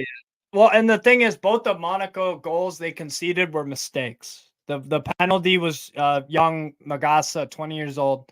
He's trying to clear the ball, didn't quite get the timing right. Penalty. Mbappe's gonna slam those home all day. He is such a good penalty taker, Mbappe. Yeah. Like one he took was just unfucking. I've seen it before. It's top bins, like, and it's left corner. Goalkeeper guessed the right way, and he still made it unsavable. So I mean, yeah, in that regard, we just can't give away anything because they will convert. Yeah, I mean, I think I've got a sneaky suspicion we might have a couple of players available. Might be even on the bench on Tuesday that we probably wouldn't have expected to have. Just the way Eddie Howe's press conference went, we'll ask him about injuries, and he was a little bit vague on a couple of players' injuries because I think they might be available, and he doesn't want to give his team selection away. So things might not be quite as dire as we think they are. But I mean, we could have our best 11. We could have our full squad available to us, and even though PSG have some injuries to Marquinhos, Zaire Emery, who's phenomenal, then we could still lose. That's the thing. But yeah, it is. It's interesting. Oh shit! I gotta start the timer. Second half just started. Donnarumma cleared out there. Maripan cleared it out. Mbappe has come a long way since that Switzerland penalty miss in the Euros. That's right. Golovin, such a good player, Golovin. Yeah, I like him. It's good from distance. And you normally see a lot of him come into form in internationals for Russia, don't you? Tournaments. I've not really seen a lot of them on Monaco. I remember we were discussing him. Was it beginning of last season when we were doing when you picked a player from each team in La Liga? From Ligue 1. A video that we did. Yeah, I picked. I think I did pick Golovin. It was either him or Ben Yedder. I think I mentioned him. You picked somebody else, but I think I mentioned him. We had a chat about him. I like him. Yeah. We need someone that can open doors that we haven't got the keys for at the minute. X factor, like we were saying. Yeah. Exactly. Oh, we don't know exactly how Joe Linton and Bruno are going to be after a crazy match. Not that I got to see any of it, but I've heard plenty about it. Yeah. Minamino. Good save, Donnarumma. Straight at him, that though. Should do better there. Yeah. Monaco have really well, actually. They're just going for it. Maripan. Camara. Zakaria's done a good job for them. Is that the lad that was at Chelsea? Yeah. He's been at more clubs in the last few years than I remember when they signed him. He looked a proper player, and then just never really seen anything. He didn't get a shot at Juventus. Yeah. Samari that went to Leicester. He's now with Sevilla, is he? Fofana. Camara. Philip Kern. Philip Kern on the ball.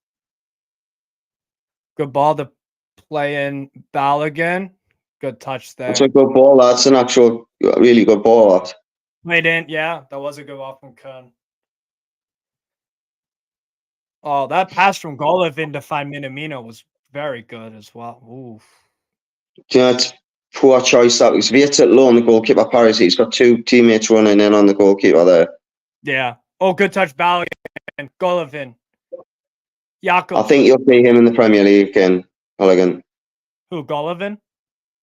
No, Balogun. Yeah. I definitely think he'll get a move to the Premier League. Earlier, we were talking in the chat about Balogun to Liverpool. That would make a lot of sense. I could see that. But they need, for me, do they really need a number? I mean, they've got Nunes and they've got Gakpo who can play there, but Jota.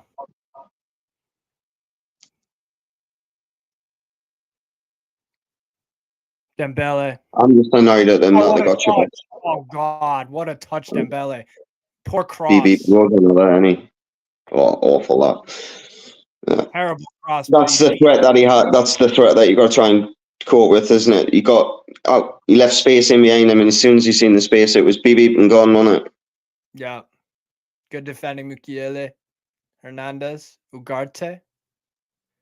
See the older Hernandez brother. Yeah, Lucas. Aye, Theo's the young one, isn't he? The one at Milan. Yeah. Skriniar on the ball. Skriniar getting very adventurous, trying to do a Fabian Schär sort of thing. Goes off the ref. They usually blow that dead when it hits the ref, but Mbappe takes it regardless. Mbappe dragging in. Gonzalo Ramos. Single clears that. How's he getting on at PSG, Ramos? Is he getting many goals? Bit slow to start, but he's had a good game today. He scored the first goal for PSG. I like him, mate. Yeah, I like Ramos too. Good footwork, Camera, Golovin, nice, silky. Plays it back to Jakobs.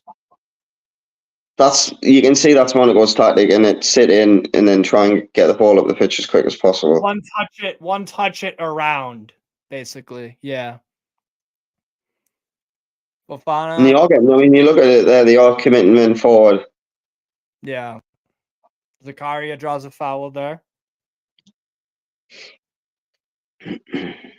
It's thrown down there by Ramos. What do you think for tomorrow then?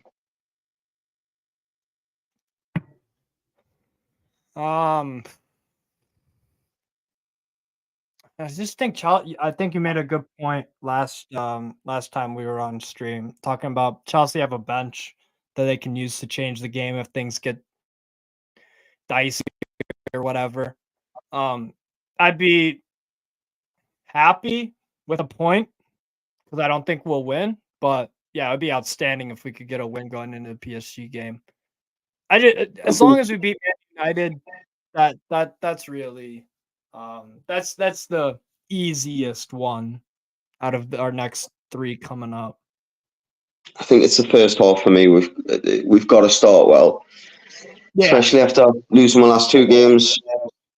I think Chelsea are there to be mentally. If you can go ahead against them, I think that's probably their weakness this season so far. Not being able to dig themselves out of a hole, so to speak. Sometimes when the hole is step in it, it gets deeper. But you can definitely see them turning a corner under Pochettino. Yeah. Well, also, if Chelsea have struggled this season with what's it called? When teams defend deep against them and just sit in. That's the other thing too. So if we can go up early, that would be cool. That would be definitely something we'd need to do, I think. I don't struggle with the low block. Yeah, definitely. There you go. There's Joey. Wait, did I add you yet? There we go. When you bet, Alfie. What's up, Joey? What's good, buddy? How are you? I'm all right, man. I'm all right. What about you? Oh, not bad. Tried to get some shopping out of the way. Yeah. Nice. What do you think about the game tomorrow? What do you think about the game tomorrow? Well, now that I know Nkuku's not gonna play, I'm interested to see how you guys play, because I don't know if you guys will play the same way that you normally will. Like, I think you guys will be a little bit more willing to sit back and counter, especially with the like. I think you only have 2 healthy attackers, so it just makes very like a lot of sense that you would sit back. And I'd like to see us try to break you guys down. It's like it kind of looks like a draw written all over it kind of game. But I would love nothing more than Chelsea to put you to the sword. Nothing more. Cool. Yeah. No, I think if this was at Chelsea, we would probably be looking to say we'd be very fortunate to get anything out of that game. I think the only hope we have got is that we're at home. Yeah, that's what a lot of people have been saying, that you're just being at home is gonna keep you guys seriously in the game. I guess like the Bournemouth game, you guys kind of got out of hand when it was away. But you guys did you get a couple players back from that game, or is it just about the same guys? I think Isak might make the bench. That's what he kind of hinted at. Murphy seems to be in trade. I don't think he's going to be available for another good couple of weeks. Botman's apparently not. He might make the bench, apparently. But you don't want to rush these players and then risk losing them long term again. That's the problem. That's the same thing I'm saying about Nkunku and Lavia. Like, don't risk them. If they're not ready, don't risk them, right? If they're ready to play 15, 20 minutes at the end of the game, then I'm all right with that. That's kind of how they brought Reece back from his injury. He had about 15 minutes. I think it was in the Carabao Cup game, if I'm not mistaken. And that I think he's been fine ever since. So that's kind of like the mythology behind it. Give him some 20 minutes before you start them. 20, 30 minutes before you start them. See how they look. See how they're running out there before you give them a full run. Yeah. But it seems the thing that's like interesting for us, right, is we had some serious injuries early in the season. Like, and these injuries are coming back, right? Like the players that we had injuries have good clearance there. Mbappe almost got played in. I think Joey froze up. Joe must have the same internet provider I had when I was at the other house, mate. Yeah. I was constantly freezing all the time. You moved? Yeah, I moved in September, early September. Nice. Thought you knew. Nah, I thought you were at this September. God damn. I've been I always used to be on the kitchen, the old house. I've been on the kitchen, the other one. I thought you would have noticed the difference. Not the most observative, obviously, Steve. No, I'm not. Oh, good burst of pace here. Minamino. Kind of hard to focus on my kitchen, though, when you're watching 6 football matches at the same time. That's the problem. That's what it is. No, I think you hit the nail on there. We've also got to take into account, a lot of people's been writing Chelsea off. They're not that far behind us in the league. And when you consider the players that they've got to come back, I mean, Nkunku's not really getting started there. Lavia's not played at all, really, has he? So no, he hasn't at all. Yeah. I think the whole lot, I'll be honest, I think the most consistent performer they've had, arguably this season, Conor Gallagher. Great turn. Balogun loses it a little bit. Balogun still. Balogun gets a corner out of it. Yep. That's the other thing about Balogun. He could pick up the ball and just kind of dribble around with it a little bit. He had a shot in the first half that tested Donnarumma too. So, yeah, I like Balogun, man. I don't know why. If you were Arsenal, would you have rather kept him or Nketiah? I mean, hindsight's great. So in hindsight, you would say Balogun. However, I've always said this, I don't mind it. He's not a number 1 striker. He's a number 2, number 3 striker in your squad. Unless you're at somewhere like a Bournemouth or something like that. You know what I mean? He'd start all day there. or a Forest or something like that. You know what I mean? Yeah, I think he's got exactly what they're missing up top: pace and directness. Yes, okay, Jesus, he's not the quickest Jesus, but he's very tricky and he is quick over a short distance. Then you've got the other option that they've got Martin. They can play Martinelli there. Other than that, for me, I mean, we all know Havertz isn't a striker. He can play off a one, or he can play as a false one, but he's not a striker. Yeah, exactly. Single with the yellow card. I also Jesus and Eddie if it meant we had to keep Nketiah. I can see where he's coming from with that because things with Jesus, it's like Wilson.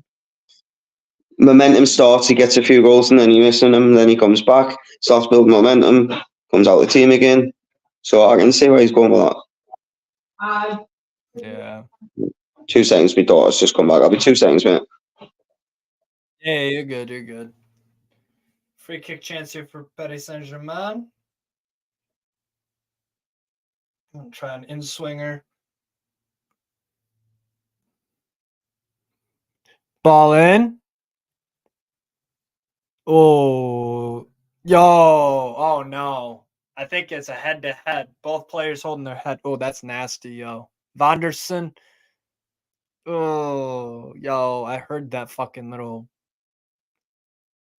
Oh, that's nasty.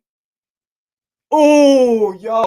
Oh, that's disgusting. Ow. Ow. Oh, so Ramos was in the air and Vanderson as well. And Vanderson's head just went straight up into Ramos's head like this. He's going to have a nice shine up. Huh? He's going to have a nice shine up tomorrow. Black eye. Both. Yeah. Ooh. From what I can see. Ooh, that's nasty. That's at speed too. That's coming up and down. I wouldn't be surprised if we see one of them subbed here. Yeah. Concussion rule. That's nasty. Vanderson looks like he got the worst of it.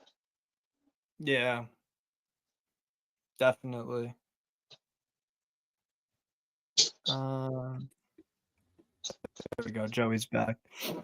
Yeah, that's a nasty head collision. Holy fuck. Ugh.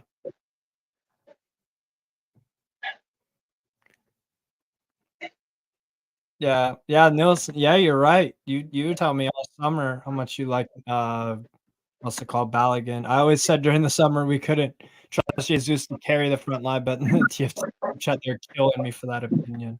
Yeah, man. Nah, Balogun. I'm a fan of Balogun, bro. I'm a fan. He'll do a job. He'll do good for Monaco. He'll get himself in form. I definitely I can see it. He's been good this game. You know, are you watching the game, Joey? I just turned it. My internet's been going crazy today. Yeah, same here, actually. You can tell. Same here. Yeah. Mine used to be the same at my old house, Joe. I'd be on a stream and then it was inevitable my internet would freeze. Yeah. I mean, true. I normally don't have this issue, but today it's been like I can't game. I can't do anything. Like I tried to get on FIFA earlier. I almost threw my controller at the wall. How freaking laggy it was. I was so like,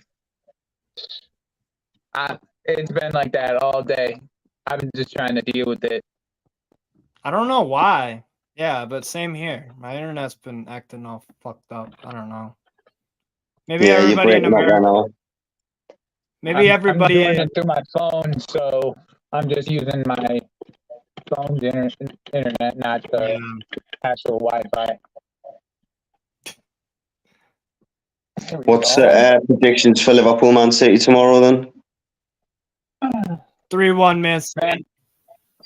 I have to wake up super early for that. Oh, I just got kicked out for yeah, you're at 430. Well, moved around. Yeah, Yeah, you've just kicked. You've just kicked them off.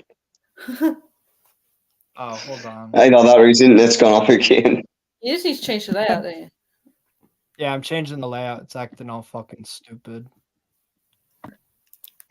There we go. Bad tradesman always blames his tools. Yes, I will. It fucks around. 100%. I fancy Liverpool tomorrow. I've got a sneaky feeling Liverpool might. Wasn't upset about. Well, it's not much of an upset, but you know. So you don't think Man City are gonna win? Okay. I've just got a sneaky suspicion. Haaland's apparently not fit. These are the type of the games where De Bruyne would make a difference for me. They've got to miss him at some point. It's inevitable, but we just haven't seen that point yet. I'm just curious if he's gonna play the same way or if he's gonna change it up from the Chelsea game, because I can't see him doing the same thing. Like I just can't. Like if they do, Liverpool will cut him open and will score more than we did. Like I just don't see him playing that same exact way. I could see like a Matthias Nunez in the game. I could see like a Kovacic starting if he's not injured. Like I could see one of those two next to Rodri to try to control the game a little bit more. Kovacic will give you more control. So comment. I was just gonna say Kovacic will give you more control next to Rodri, because that's what Man City I think struggled with for large parts of the Chelsea game. Just couldn't control the game, and they had the ball and stuff, but they couldn't control. They couldn't control the game with the possession how they normally do. So I feel like Kovacic or Rico Lewis, maybe put him next to Rodri. That would be interesting. I like Rico Lewis a lot, man. He's crazy how young he is, how good he is on the ball, and when you consider he's a wing back and they stick him in midfield, and he doesn't look out of position, does he? When you really think of it, to be playing on that team at that age is. Do you think that's the best position for Rico Lewis, fullback? I think inverted. I think when he gets in the middle of the pitch, he's able to receive the ball in tight spaces, and they can spring attacks. I quite like him in a more central position, if I'm honest. It's just depending on the game because he's not the biggest lad, so depends on the opponent that he's been directly put up against. But the less the game's physical, I think the more that he comes into it. So I like him a lot. You've got to consider, Phil Foden wasn't getting this amount of first team football at his age. So I think that's the biggest compliment you can give him. Definitely. Try that switch. Didn't work out there. It's clear that Pep rates him though, because the fact that he's not trying to reconcile things with Cancelo and bring him back or anything. At least he seems happy to have Lewis. So yeah, another big star potentially for England. Just a shame he's in the most stacked position that England are. Oh yeah, right back. There's just so many players at right back. I mean, Kyle Walker's probably on his last Euro after the Euros. He's probably done. Trippier probably has one more World Cup and then he's done. I think Walker could carry on playing centre half for me. I'll be honest. I wouldn't mind it. I wouldn't mind it. English Philip Lahm. God damn. If Rico Lewis can hit Philip Lahm height, England are looking good. You just need to get rid of Southgate. That's it. That's exactly it, mate. We're playing with a dog leash on. Yeah. Because we're never going to be let off that dog leash until he leaves. You're fucking with a condom on, and it's just not as fun. That's basically what it is. I wouldn't know, me. I can't remember either. I'm married now, man. That doesn't, I'll have to go in my bank memories and try and figure out what that one feels like. Yeah, true. Ball in. Oh, Monaco taking control the past few minutes. Probably about 10 minutes, or they've just been. What's the score? What was that, Joey? I said, what's the score? 2-1 PSG. 68th minute. Monaco's probably still going to have a say in this game, like, by the looks of things. Yeah. I think Ben Yedder is going to come on too. Maripan? Wait, what's the score again? 2-1. 2-1. Oh, come on, Monaco score. I said 2-2. Come on. You did say 2. Actually, yeah, you did. I said 2-0 PSG. Monaco have actually done a pretty good job. Good ball. Don't you normally do your show on Friday? Yeah. We're starting it after the game's over. All right, cool. Yeah. So I've got some entertainment later. Yeah. What are you doing? I mean, Steve-O I'm and Close Show. shattered, so from my side, it'll just be me talking absolute shit because I talk anything when I'm tired. There you go. Magasa. I wish I just did it when I was tired. Just did 100% of the time. I'm calling the wife anyways. Very nice. Yeah. Oh, good cross to play in. Balogun, one-on-one. Balogun. Poor touch. That ball was so good. Offside anyways. Yeah, offside. Steve, what channel is that on? beIN Sports. That's so tight, that. That is tight, yeah.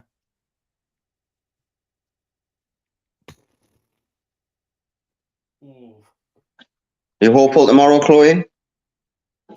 Pardon? Are you hopeful for tomorrow? I mean, I was saying about 2 weeks ago that I was more confident about us beating Man City than Newcastle. So take from How about that now, though, with all the injuries they have? No, I still don't think we're going to win. Oh, great touch, Dembele. Dembele! Oh, what a goal, Dembele! So that's a good news for us then. Because every time Chloe says that, we have a good performance. Yeah, true. Take it back, Chloe. Take it back. I'm just sad that Nkunku is not going to be in the squad. Yeah, me too. Yeah, that is a bummer. I find for me, he creates another headache. I mean, top player, but what's his best position? Is that for me? He's not an out striker. Yeah, I think that's probably But I was talking to Steve about it earlier that it depends who we're playing against. He's a narrow 10, isn't he? Gallagher or Nkunku in a number 10. Like, if you want to be playing more defensive, you're going to play Gallagher because he gives you more of a defensive cover than Nkunku does. Yeah, I agree. I think those are the two people who should be rotating with each other. Oh my god! Against low blocks, we should be playing Nkunku. Against tougher teams, we should be playing Gallagher in the 10, and possibly playing Nkunku in a different position. My boy Gallagher. He's been so consistent for years this season. Oh, I've been rating Gallagher since Crystal Palace. I only have beIN Sports Extra. That's whack. Oh, what the fuck? Barcola. You know, if you'd asked 100 Chelsea fans at the beginning of the season, you know, if all your squad was fit, etc., you wouldn't have Conor Gallagher as your most consistent performer. You would never have predicted that, would you? I would have said Enzo. But the thing is the thing is with Gallagher's performance. What the fuck? Vitinha 4-1. Now that he has the license to be more press from the front foot and not have to sit in the pivot and try to defend, he looks like a better player. Yeah. It's just a difference of like where he's actually being played and like how he's being played, rather than like just putting him in the pivot and hope he's good enough to be our last defender to cover our center backs. And because in his mind, he wants to get forward and press people. If he gets beat, he's the last person there. Like the last two coaches that try to use him at those areas, he's gonna look bad. It's just plain and simple. It's like you're gonna play at players out of positions, and then you expect them to have performances. It's not really. You're not using them to their strengths in the end. And if you can use them to your strengths, and you have the players that can actually play in those other midfield roles that are doing the other things that need to be done so Connor can press, then it looks like a competent midfield, which it does now. So He's got Newcastle player written all over him. Yeah, you know, anywhere but Spurs. If he goes to Spurs, I'm hibernating for the rest of the season. I wouldn't be. I really, really, really wouldn't be surprised. Would not be surprised if there was another Newcastle Chelsea transfer relatively within. Would not be surprised.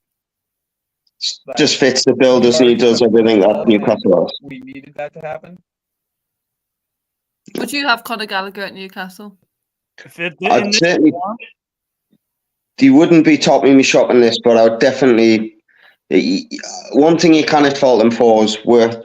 You know, his work rate. He'll chase. He's like a dog chasing a ball, isn't he? Sometimes. I think he's got improvement to make in certain areas of the pitch. His temperament sometimes he's a little bit petulant and whatnot. But if you're asking someone, like, just go and give us 100% in Ace or Os or I'll be, I'd definitely take him for a squad player. Definitely. How much would you want Newcastle to pay? I wouldn't be paying any. The problem is you're paying the English tax, aren't you? I mean, yep. If Ward-Prowse is worth what? He's in the form 40. He's in right now too. 45. 45? Then Yeah. we wanted at least 50. No, Okay. I think 50. I think around about 40s is the number that you'd be looking to pay. I'd want more than that. Oh yeah, of course. Well, We would do. get more than that. Yeah. We would get more than that. We're as Chelsea and the way that we sell, we just sold you a youngster that's 2 years young, that's 18 years old for 35. So Yeah. Good point. you can easily put 15 more on top of it. And I was going to say we could probably get 60 million for Gallagher right now. 50 million easy, not even a question. In our sleep week, What a good especially ball. in the form he's in Balogun! right now. Great finish. 4-2. Monaco have a bit of life. Great finish, Balogun. I just think the market's gone, you know, when you're considering £60 million. Wait, what's the score now? 4-2. 4-2. Barcola must have What scored. happened to my 2-2 prediction? For God's sake. Well, we were talking. We were right at some point. While we were talking, Dembele scored a ridiculous goal where his first touch in stride was like freaking this.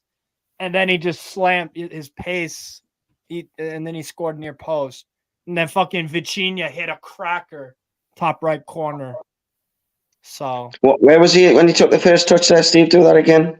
Dude, he did it basically. Warrior, we're talking about Conor Gallagher. Yes. Is that going to be the first pause on your OnlyFans? Is it, Steve? Oh yeah, totally. Totally, man. Fucking hell. Busting all the shapes out there. I like this guy. Nice goal from Balogun. 4-2. Monaco. If Monaco get another here, they could be back in it somehow. Balogun. I tell you what it is. What it is showing is that PSG's weakness is the back. I mean, Golovin could have gotten his foot right around that. The winger was in there. Yep. Stop him. What? Why are they stopping for that? Why are they stopping for that? That's not a head injury, bro. The fuck? Ooh, his leg bent the wrong way. Yeah, it did. Oh. That's a little bit like Emil Kraft's injury, that. Yeah, true. So who do you guys think the lineup? What do you think the lineup's going to be for tomorrow? Like, what do you think your lineup's going to be? Just so I have an idea, because I have no idea with your injuries. You go first, Andy. Pope, Trippier, Shaw, Lascelles, Livramento. I don't know which one will play right back or left back, though. You might mix it up. I think I'd probably go Livramento at left back. Midfield, Joe Linton, Bruno, Joe Willock, Miggy, Gordon, yeah, but if Isak's not, I mean, Wilson's not fit, is he? No. So maybe playing next to, maybe he might go Lewis Miley, Joe Linton on the left, and Gordon up top. I think Lewis Miley might start. Yeah, Lewis Miley will start, I think. Yeah, because I don't think Longstaff will be back to start. So what are you good? Isn't Miley more of a midfielder rather than a winger though? Yeah, he's a proper midfield. Yeah, he's like a. We're moving Joe Ellington from midfield to left wing. Or Joe Willock might play there, and he'll use Joe Linton to come off the bench, score up top or whatever. But yeah, I think his hands forced to start Lewis Miley. Yeah. No, I don't think we'll risk Isak. So, do you have the same thought process as I do about this, where like you guys will kind of sit back in this game and try to like kind of defend and counter for the most part? We'll start a house on fire opening 10-20, and then we'll sit back from there on out. But I think we'll have a goal early, and then if we don't get a goal early, we'll try and. I think that's why another reason why Miley's a good pick, because one thing he is good at is keeping the ball, keeping the game ticking over, and he's got a physical presence for such a young lad as well. So if we do go more direct, he can swap. You can put him in high rather than having him as a pivot. You can. So yeah. He is a top young player. It's just he's been thrown in. I mean, if it was someone like Palace or something, you'd be quite happy putting him in. But I mean, your midfielders, if they turn up, he could have a really, really hard day. Yeah. Baptism of fire, maybe. Yeah. I'm wondering. I'm just kind of curious. Let me quickly take a look here. Because has the Conaball people, the people that are in the Conaball qualifiers, have they been sent home yet? You have Bruno and Bruno and got back yesterday. I don't think Joelinton's in the, but Bruno is. Joelinton got sent off for Brazil. Oh yeah, that's right. He is in that. He got sent off. I remember. I actually do. But absolutely nothing. So that's always the big issue for me when it comes to the Conaball qualifier guys. The guys that are in South America is like they sometimes get in late, and then they may not be able to play. And I know that you guys have too, but we got two of your midfield and two of our midfielders are from that area. So that's the one thing that I always like to keep putting into consideration. I think he'll take a gamble. With Bruno. I think that both of our players will end up playing. I don't see. The team that you saw at City is probably the team that you're going to see. Yeah. I hope Enzo starts because I really, really don't rate him. I think he's a good footballer, but I just think you've all well overpaid. You want to know something, Andy? When I watched him at the World Cup, I was the one saying the same thing. And then we started to get linked to him. And now he's my piece of shit. You feel me? So like that's just how it is. Like, you know what I mean? Like there's always like I'm sure that most Arsenal fans do not like Bruno Guimaraes. Nope. He's your piece of shit. You know what I'm saying? Yes. I do, yeah. I know exactly what you mean. No doubt. That's what it comes down to. And I do think Enzo needs to play a little better, like especially going into tackles. Like that's my biggest thing. Like on the ball, what he's doing on the ball is nice. Actually, a lot better than most people's eyes put to people's eyes. Like he's doing a lot better than what most people's eyes. So weird with Enzo. But when he goes into, my thing is he needs to make his tackles, because there's been a lot of the times where he's gone into tackles and people just have gone right by him. So that's been my biggest thing. I was there, like actually at the game for Blackburn, and it was like I was watching a different game to everyone. Everyone was saying Enzo had a really good match, but I thought he was really poor, especially with his passing. He just needs a bit more incision. He needs to be a bit more incisive or decisive, whatever fucking word. I just think like just needs to apply himself a bit more. I think Enzo. But then again, I swear when we bought him, so many people were getting annoyed at Potter or saying the reason that we bought Caicedo was so we could make Enzo play further forward. But then now it's like, oh no, he's not playing further forward. And it was like that was never a discussion. But I remember it so well. No, it gives him the freedom to be able to actually be the connector in between. It's like it's not necessarily further forward as in like getting up into the attacking areas. But there's too many times where he's sitting like in between the center backs. Last year, he was picking up the ball in between our two center backs, and then we're waiting for Connor to come and pick up the ball, and he's just trying to get forward. And he still does that from time to time. Like he still is like, I'm trying to get forward, hit me the long ball, like he's a wide receiver or something. Like it's typical. I'm going to say this, and you'll end up scoring. With Enzo, you want him around the center circle, like anywhere around that center circle. Like he is as quality as it gets. Once he picks up the ball around those areas, then you're talking Enzo can create from those areas, especially on the counter, because people don't realize that on the counter, he's like the one creating off the counter. So he's the one picking up the ball from the center backs. He's turning around and he's hitting the winger, and the winger is going down the pitch. It's him and Caicedo that have been doing that the best in these games. Caicedo is the one that's been hitting him cross field. Enzo has been the one just hitting him like straight down the line most of the time.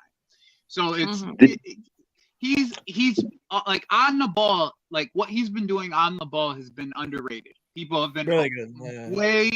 way taking it over proportion to like what he's done on the ball. Off the ball, when he's trying to defend, is my issue. He needs to be better about his tackles. Like I said, he needs to be better positioned. He's always running. He's running out of position to chase a lot of the times when he can just sit and let the game come to him a lot of the times in the midfield. And just disappointing thing for me with him is when he's at the edge of the box, he does take a shot on quite often, but he's about as effective as a limp dick. Yeah. So, I mean, the last game he played, he had shooting practice, not one at the target. He just doesn't want to put his foot through anything. No, Why is he not putting his foot through anything? That's my that's my biggest issue with it. Is like, what are you doing here, bro? Like you're just trying to curl everything. Just hit. Because that's what's gonna happen when you hit one. The deflection won't go out of bounds like your curler will. The deflection will go anywhere. To Jackson, to Sterling. It could go anywhere at that point. And that's my biggest thing is like you curling it. It only does you good for you. It doesn't do you good for anybody else. You know? Yeah. That's the only thing.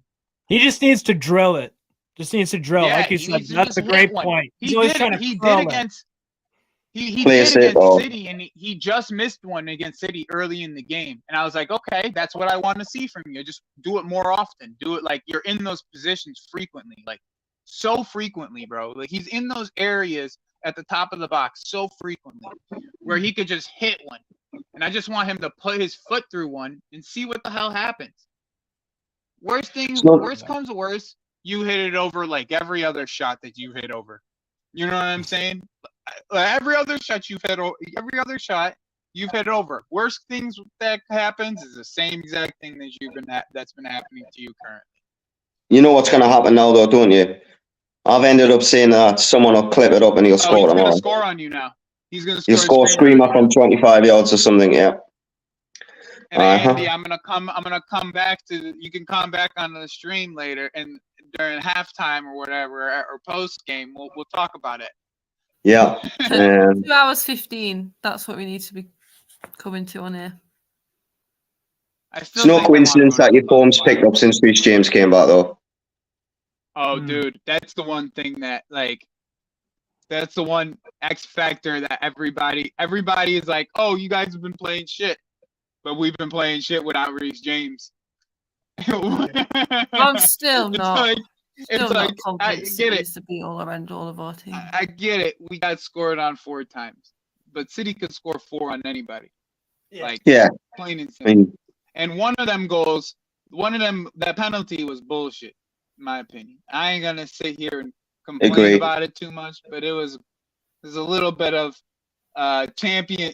It was a champion's advantage. You know how they do that in boxing? Champion's advantage. That's kind of what it felt like in that scenario. When I seen it in first time, I thought it was a foul, but when you see the replay, it's not.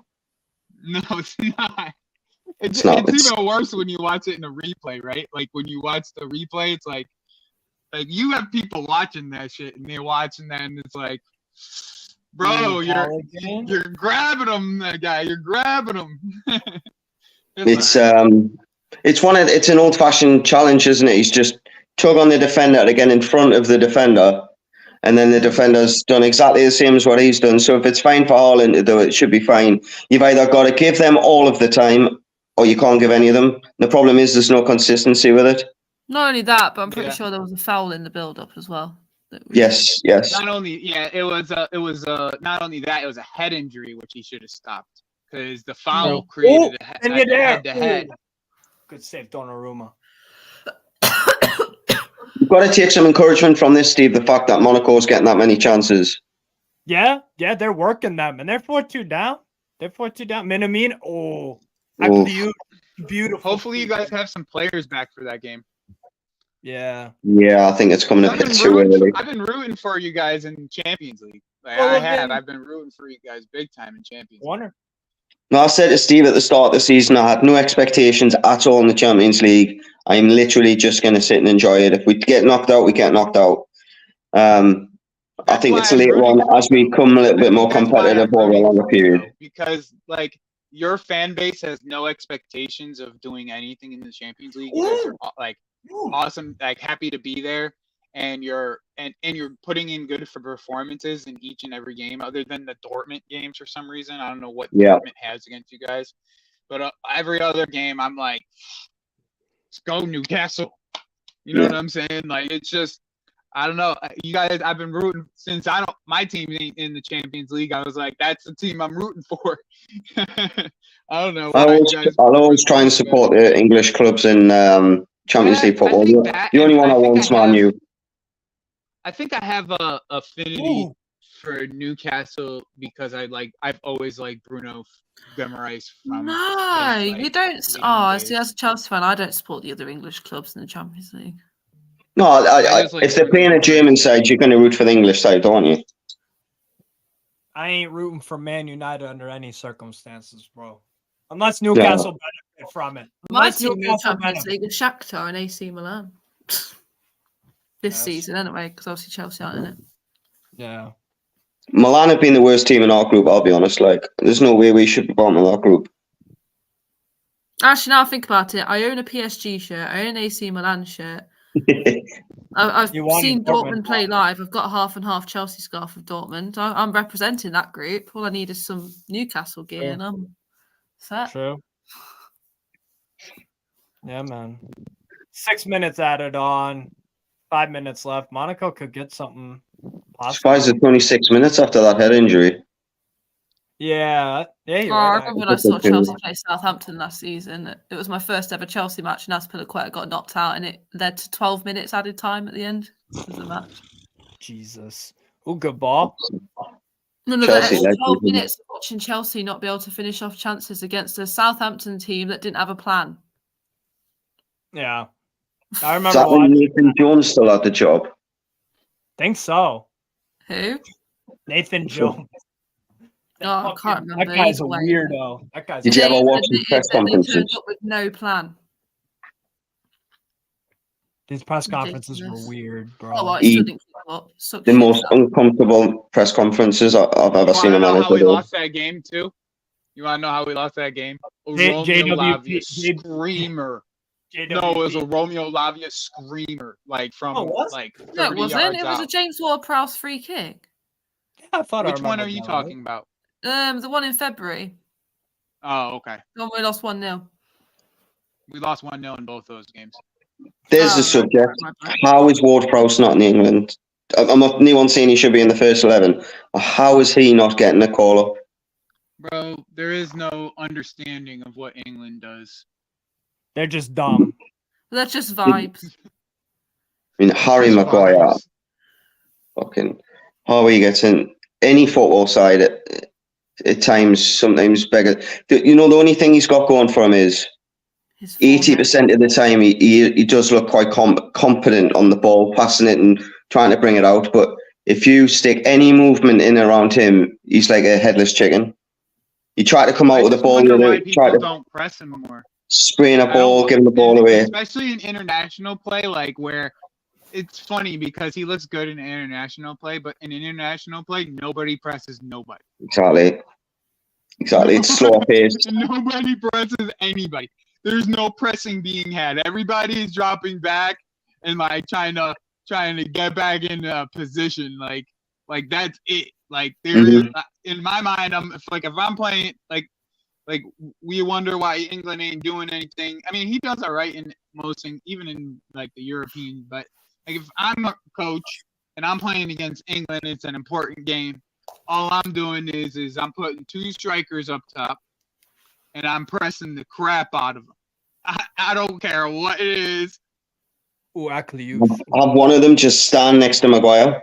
Yeah.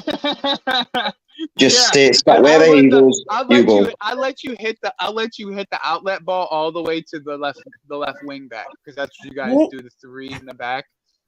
Like I'll let you hit that outlet ball every time. Go ahead. Your left back is probably your weakest link anyways. Go ahead. No, you're right there. Trippier, just go Trippier and play left back. It's not his strongest position in any way, shape, or form. I mean, it's your weakest spot on the field, and Trippier, not for anything, and I like Trippier as a player, but like he shouldn't be playing on the left side. Yeah, like, I don't know. Like it's crazy how England created 9 guys that got a right foot, but no guys that got a left foot that can play on the left side. I like Luke Shaw. I do like Luke Shaw if you're playing in an attacking type of football, if you've got the right philosophy around Luke Shaw, he can be really effective. However, again, you've got the problem that he switches off when the ball's on the other side of the pitch. And then again, injuries. I mean, I've just seen a photo of him. He's obviously been working on his physique while he's been injured, because he's jacked at the minute. Like he's in good nick. But we're blessed with like 500 right backs, and we haven't got a 2 left. I mean, Chilwell's a good left back. Again, injuries. So. Yep. Nah, I'm not that fond of Chilwell since his return from his recent injury, and then he got injured again. So I don't think he loses the ball in really bad areas, Joey. For Chelsea, really bad areas. He takes his time. But he takes his time too much on the ball. Colomwani, 5-2 PSG. Jesus Christ. God damn. Monaco, they have no gas in the tank left. The clinical, mate. The clinical, that's one thing. What? You'd say Monaco's probably been the better side in the second half, but they've only scored 1 goal. Yeah, and PSG have 3. The first 2 were incredible goals. Yeah, bits of brilliance on it. Goalkeeper should be. Maripan also should be a bit more convincing with the. Yeah, the goalkeeper's probably cost them a goal there, I think. Yeah, got like a half hand to it. They gave it a good go, Monaco, though.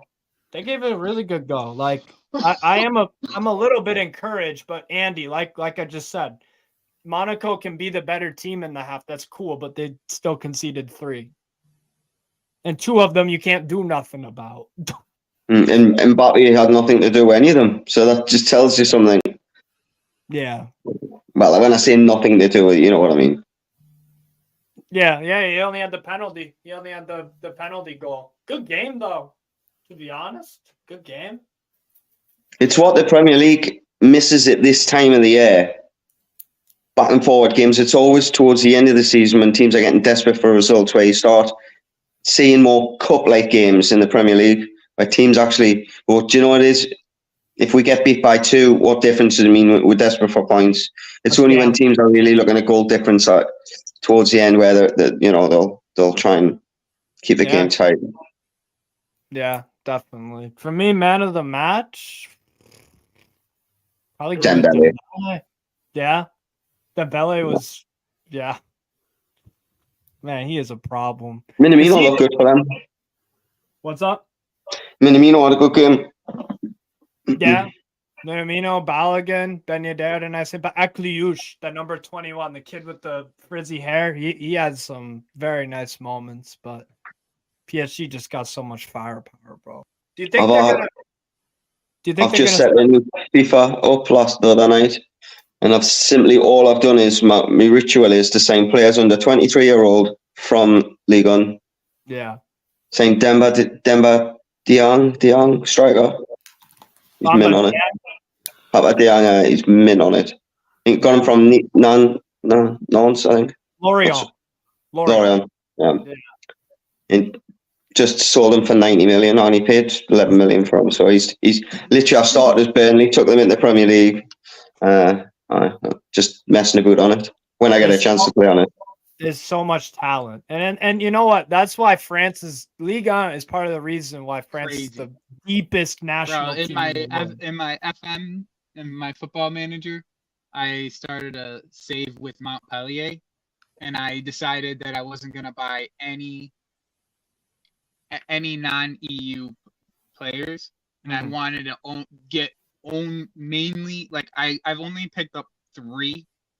They're actually like 2 of them are from Norway and Iceland, but I've only picked up 2 non-speaking French players.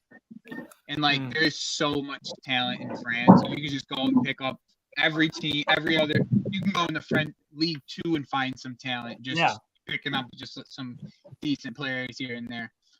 There is this one kid that I've been stunned by. His name is Junior Krupi. Okay. Junior Krupi. I'm being serious, Steve. This kid plays for Lorient. He's 19 years old. He's on my FM. Dude's unbelievable. Right. So Junior Krupi. I'll have a look on FIFA. See what I'm going on FIFA. Eli Junior Krupi. Eli Jr. Eli Jr. Yeah. Yep. He's 17, 5'10", right-footed. I've seen him play a few games. He's very good against Lyon. I remember that. He came on he started that game against Lyon. Yeah, he's good. I do like it. He's 17, bro.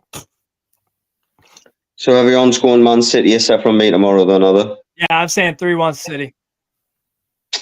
I am normally the odd one out, I'll be honest. What are you thinking, Andy, before I give my prediction for this? I'm going to go Liverpool 3-1. Wow. What? Wow. It's at the Etihad. Steve will tell you, it's very, very rare I bet against Man City. It doesn't matter who they're playing. I'm going 3-2 City. 3-2. My brain's telling us that Man City win, but always wakes up against Man City. Well, I'm going 2-2. That's a good show, 2-2. I just think Liverpool. 2-2. Who do you think they'll go with for the 11, Andy? Do you think they'll start Nunez and that Salah game is going to be a ping pong match, bro? Yeah. No, it should be an amazing game, obviously. That game is going to be a ping pong match, bro. Like, they've got that many options. Diaz, I think, will probably start. Nunez will start. Salah will start. Then Szoboszlai's got to start for me. He's been the best player for them this season so far, I think. Yeah. Trent, pass mate. He could throw a wild one in there and start Harvey Elliott. Yeah. True. I mean, who's the Dutch kid? Gravenberch. Gravenberch's a great signing also. Oh my god. Gonna be a top player, I'm like. Yeah, but they got all the same type of profile players, if you notice. It's like pretty much like Szoboszlai and Gravenberch, very similar profile in the sense. They've got Endo as well. Where they're playing. Endo. I mean, Endo. I don't even count that guy. I don't even count him. He's a McAllister, another 8. It's just really, they're screaming. McAllister's not done as much for them as I thought he would. Yeah. Well, that's because in every team that he's ever played in, he had someone do a lot of the running for him. Like if you look at even in the Argentina team, if you look at the amount of running that Enzo did for him in those games, it was like And then Caicedo was the runner for him in Brighton. So yeah, true. Let's see. Any other comments here? Interesting. Okay. Nielsen's going. These are left back options: Mitchell, Dan Burn, Charlie Taylor, Ashley Young, Alfie Dowd. I think Alfie plays for Hull City. Options in left back after Shaw, Chilwell, Colwell. Colwell's not a left back though. Yeah, but they're really trying to force this left back thing on him, bro. So because he has the opportunity. If he starts at left back, if he plays at left back, he starts. If he plays anywhere else, he's not going to start until pretty much Southgate's gone. That's pretty much what's going to end up happening. So, like, I understand what's going on, why they're playing him at left back, and why he's being played at left back over at Chelsea. I get what's going on. He wants to be played at left back so he can get the left back position for England. Yeah, defo. Word. All right, let's see if there's any other comments here. Fucking Bradley Barcola. Yeah, he's good. I really like Barcola. He'll get some more game time with rotation at Paris Saint-Germain, but yeah, super talented player. I really do like Barcola. But yeah, that's gonna be it from this people. In 10 minutes, I'm doing a Steve-O and Chloe show. Join for that. But thank you to Andy, thank you to Joey and Chloe for joining. Good game, Monaco. You're welcome. I would take if this game is if we can get a game like this,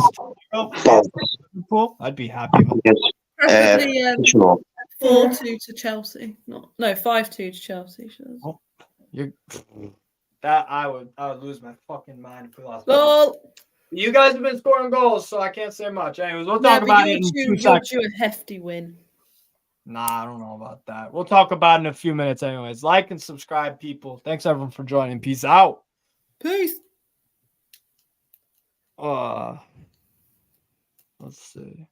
You have not actually ended the stream, you know.